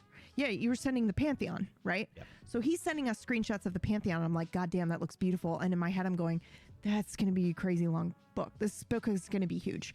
And I also know that because when I've been working on, Other Worlds, the other system that we're using on Dumb right now, and I sent them like an alpha, the players an alpha. Bro, it's on page 99. How is that possible? How do I have 99 pages in my book already? That's crazy. And I have more, even more than that now, but like we're gonna have to pare the shit down, like we're gonna have to be like, no, that's gotta go, or whatever. So it can be so hard to cut things out. Listen, guys, I haven't even gotten to the lore part. The book is set in like 4 sections. Okay, I have 2 sections left. 3 sections left. Magic. I'm explaining magic. Then I have lore, which is your lucky rabbit, all that shit. I'm saving it for last because I have so much fun with that. It's my little treat for getting through the hard part. And then the narrator section. So, yeah. Which I have mostly like already mapped out, because you do that as you're going through, and as I send it to Greg, and Greg goes, what about this and what about that, and I go, okay, I need to put that shit in the narrator section. These are the questions that they're having. Okay, cool. It's gonna be a tome, motherfuckers. It's gonna be can I show you something? Okay. I have to show you. I finally got my Crooked Moon book. It's beautiful. 1 second. Okie doke. PB's been talking about this a lot, by the way, the Crooked Moon stuff. This is what I want. Yeah, I backed this partially because I was like, I want to do a spooky style, book. I want to do something like this for Otherworld, where it looks like a goddamn fucking ritual. Is that book. A special edition? It is a special edition. Yeah, because I wanted to see like how it was printed and made. There's no way that's the normal book. No. I want to do a special edition. That looks like a crazy Bible. Yeah, that's what I want. I want it to look like a fucking occult Bible. Tell me you have religious trauma without telling me you have religious trauma. By the way, yes. While I was working on this stuff, I came up with the perfect cover idea for Fearless. Did you really? Yeah. What is it? I can't say it on the stream. You can't. I will say it to you. Okay. It's a really good. Will you say it to me right now? I think it's a really good one. Will you DM it to me right now? I will. Okay. It's far down the line, but yeah. I thought up the idea. The art in this is really good. So for anybody wondering what the fuck Crooked Moon is, and I understand And yes, you're right for thinking it. Okay. But I'm having issues with it. I would already be working on it if not Foundry. Who are the other people that we use? Forge. Weren't being little buttholes about it. Okay. I got this. Paid for it with my license. Want to set it up in Foundry or Forge or whatever. You're right. I do want to run something in this because it's D&D 5e, but it's PB, right? So I'm like, fuck yeah, let's go. I'll finally run D&D 5e. We got this. Mm-hmm. But did I tell you the situation? I don't think I even told you, Whack. Know what you're talking about. Okay, so you know how in Forge we have the like storyteller thing so that both you and I can have accounts and be logged in and working on shit, right? So I'm like, I got the special edition that has Foundry baked in, guys. So it like gives me all the things I need for it. And I'm like, oh boy. So I go to try to set it up on the Forge and it won't let me download the files. It won't, like, it doesn't see that we own them. And so I reached out to Forge and was like, hey, I bought this thing. It's attached to my license. My license is attached to this account, but it doesn't show that I own it. Oh, well, you have to make it your primary license. Okay, but if I make it my primary license, doesn't that mean that everything Whack has bought with his account goes away? Yeah, it sure does. And I'm like, then what is the point of us both attaching our licenses to this if we don't get to use the things I have also purchased? Why? Anyway, that's my rage at the moment. Because I was really excited to fucking get a game going in this, man. I was like, yeah, let's go. Let's go. Check your DM. I sent you the explanation. Okay. Yes, okay.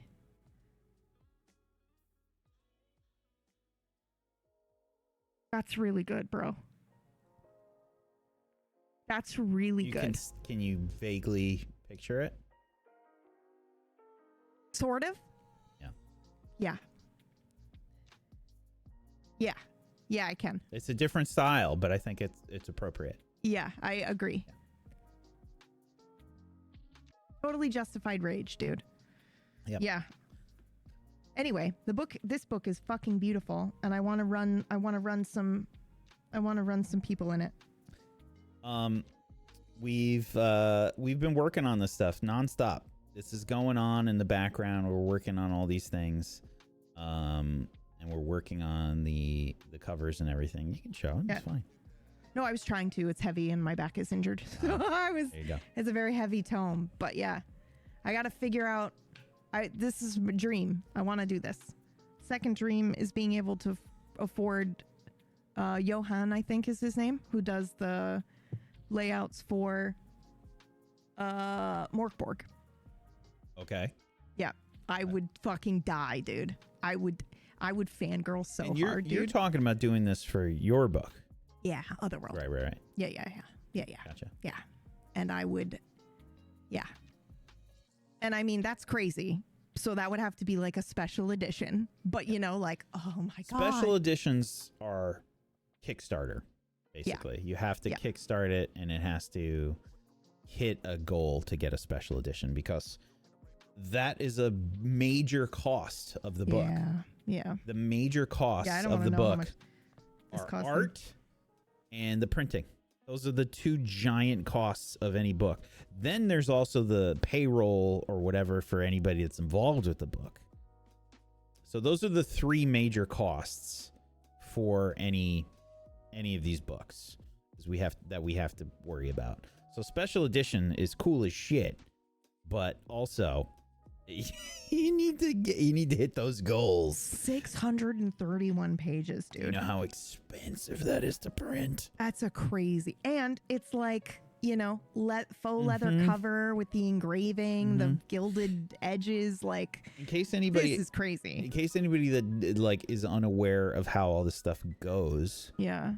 Book pricing is based on a bunch of things. First and foremost, like what is the paper that is being used, what kind of ink is being used, like where you're getting it printed, then any special stuff that you have done to it.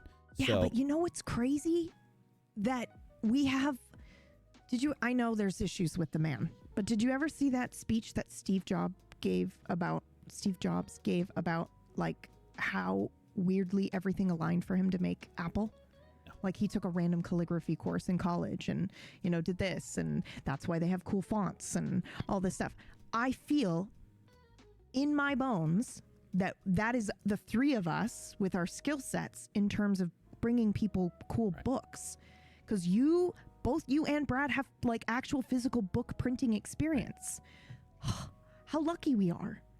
Like I get to rely on Whack to be like, I don't know what any of this page ship means, Whack. What do I do? You know, like what do I want in terms of like quality stuff? And I just know I want it to be good quality, you know? And he knows all those answers. It's generally, yes. The number of books that you have printed is also a huge factor in how expensive it is.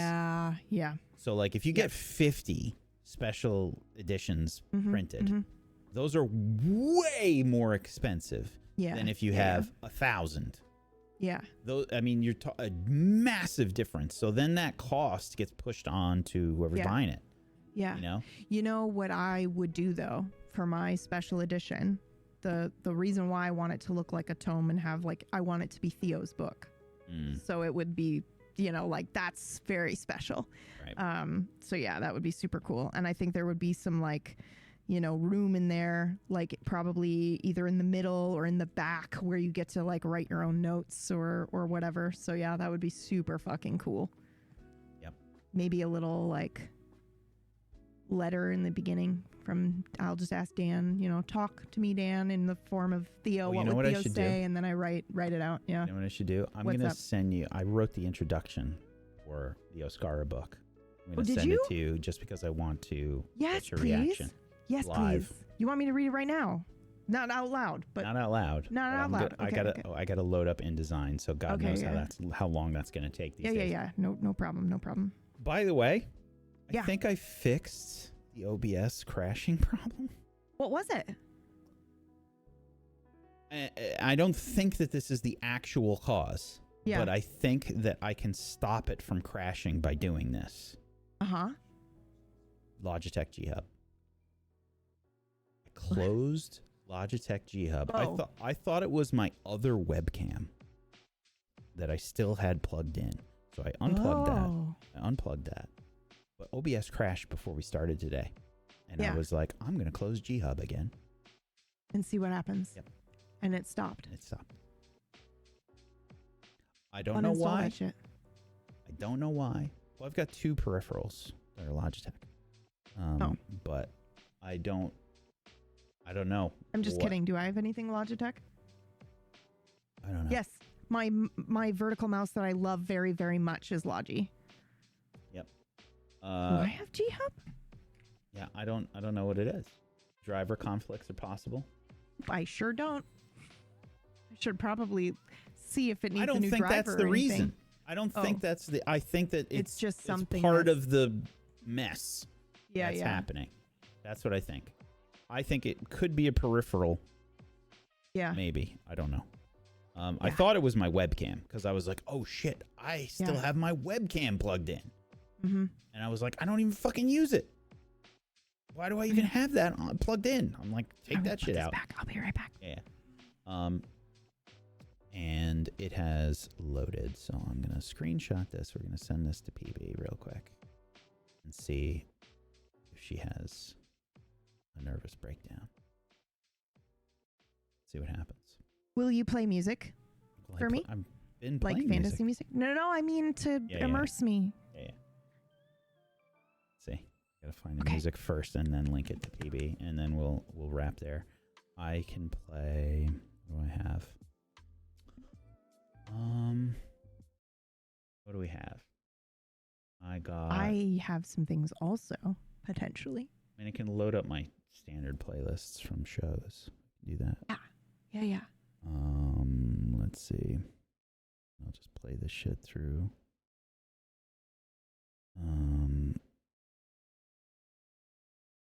I'm so excited for this because I haven't seen anything other than a couple of screenshots of what Wack's been working on because we work in bubbles.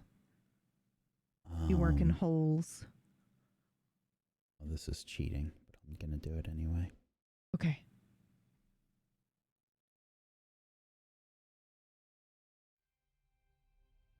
you playing it from YouTube? No. This is from This is from Gatewalkers. Okay. You know this is Can you hear it? Yes, I can hear it. Okay. Yes, I can hear it, Clem Fandango. Okay, hold on. Let me download this. Okay, this is cheating. But how do I okay, I'm downloading it so that I can open it bigger here.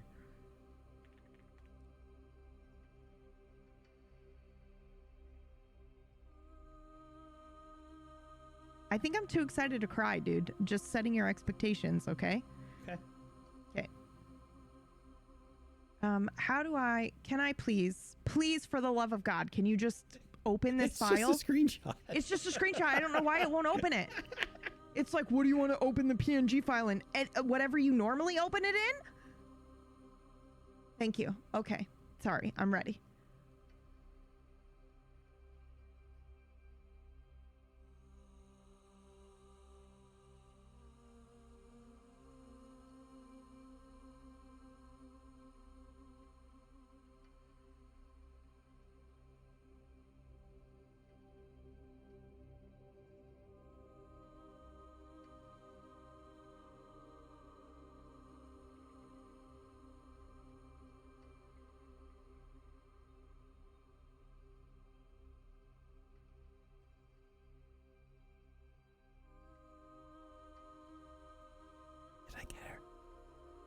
No, I'm very happy. I'm smiling. It's funny. It's very you. I like it a lot.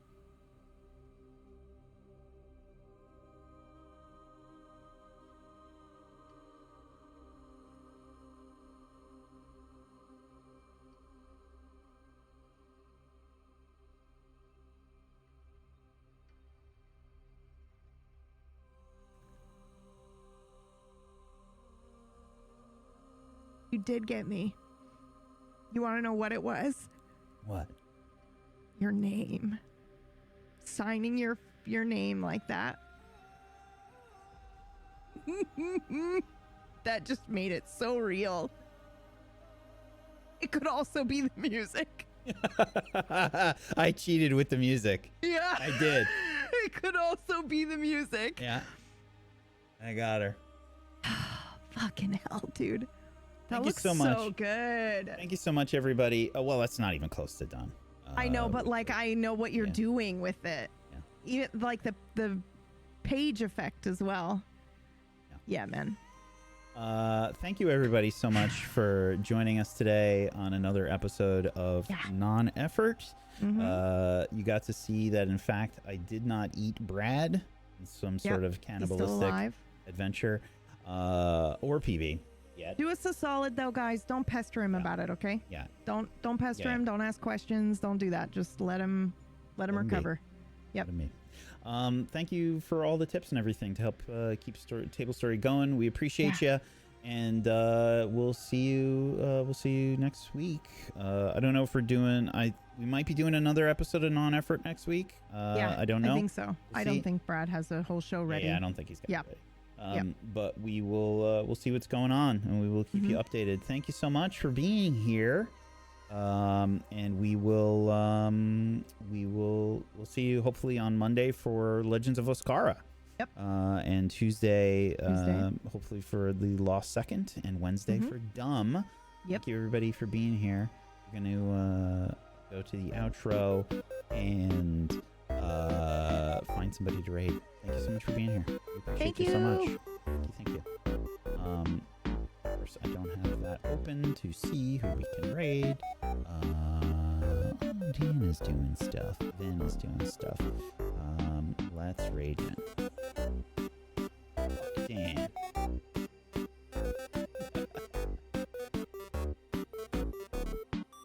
Still live, by the way.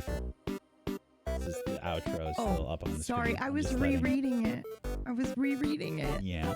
Yeah. Did I get you a second time? Yeah. Yes! I wrote it, and I thought when I wrote it, I was like, this is gonna get PB. Yeah. As soon as I was done, I was like, oh shit, it's making me tear up a little bit. Yeah. It's gonna get PB. Yeah. That's mission accomplished. It means I did good. All right. Thank you so much, everybody. Go enjoy Vanilla stream. Thank you so much. Bye. Bye. Bye. Bye. Bye.